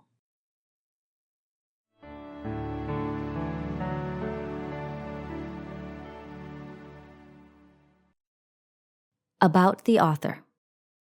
Venerable Acariya Thoon Khippapañño, Thoon Nonrusha, was born on May 20th, 1935 at Nong Khaw Village, Bua Khaw Subdistrict, Mueang District, Mahasarakham Province, Thailand. He was the fifth of Utta and Chan Nonrusha's 10 children. At the age of 27, he left his family to ordain as a monk in the Thammayut order. On July 27, 1961, he took ordination at Wat Pothisompon in Udon Thani, with Prat Thamajedi, Jum Pantulo, serving as his preceptor. In his early years, Venerable Acariya Thoon set out on Tudonga at various forest destinations and practiced the Dhamma until he profoundly realized and understood according to the truth. He studied under Venerable Acariya Khao Analayo of Wat Tham Kongpen in what is now Nong Bua Lampu province. After having been ordained for 8 vasas, Venerable Acariya Thoon attained arahantship in Pa Lan village, Doi Luang district, Chiang Rai province. Venerable Acariya Thoon Khippapañño dedicated his life to the proliferation of the Buddha's original teachings both in Thailand and abroad. Venerable Acariya Thoon's teachings are distinctive in that he emphasizes the importance of starting Dhamma practice with right view, Samādhi, and wisdom, Paññā. His style of Dhamma practice is unique in that it enables lay people to effectively practice in everyday settings and achieve a level of enlightenment, as he himself attained the first level, Sotapanna, as a layperson. Venerable Acariya Thoon also stressed the importance of developing both a comprehensive understanding and a true realization of the suffering, harmful consequences, and perils associated with each issue. In 1975, Venerable Acariya Thoon established Wat Pa Ban Khaw in Ban Phud district, Udon Thani province. Today, the temple serves as a Buddhist landmark for devotees to honor and venerate the Buddha's teachings and holy relics housed in the majestic pagoda. The temples founded in Venerable Acariya Thoon's name in the metropolitan cities of San Francisco, New York, and Hong Kong, as well as the Dhamma retreat centers in America and throughout Thailand that train in Venerable Acariya Thoon's style of cultivating wisdom, continue to grow to this day. Over the course of his lifetime, Venerable Acariya Thoon authored over 20 books, including his own autobiography, and produced various forms of media so that Dhamma practitioners from any walk of life could easily access the Dhamma. In 1990, Thai royal princess Prathep Ratana Ratchasuda honored Venerable Acariya Thoon with the Sao Sema Thamachak Award for his outstanding literary contributions to the Buddhist religion. In 2006, King Bhumibol Adulyadej of Thailand conferred upon Venerable Acariya Thoon the clerical title of Venerable Paññā-vimutti. On November 11, 2008, Venerable Acariya Thoon passed away at the age of 73 due to pneumonia and lung tumor complications. As only happens with arahants, Venerable Acariya Thoon Khippapañño's relics formed on the day of his cremation ceremony.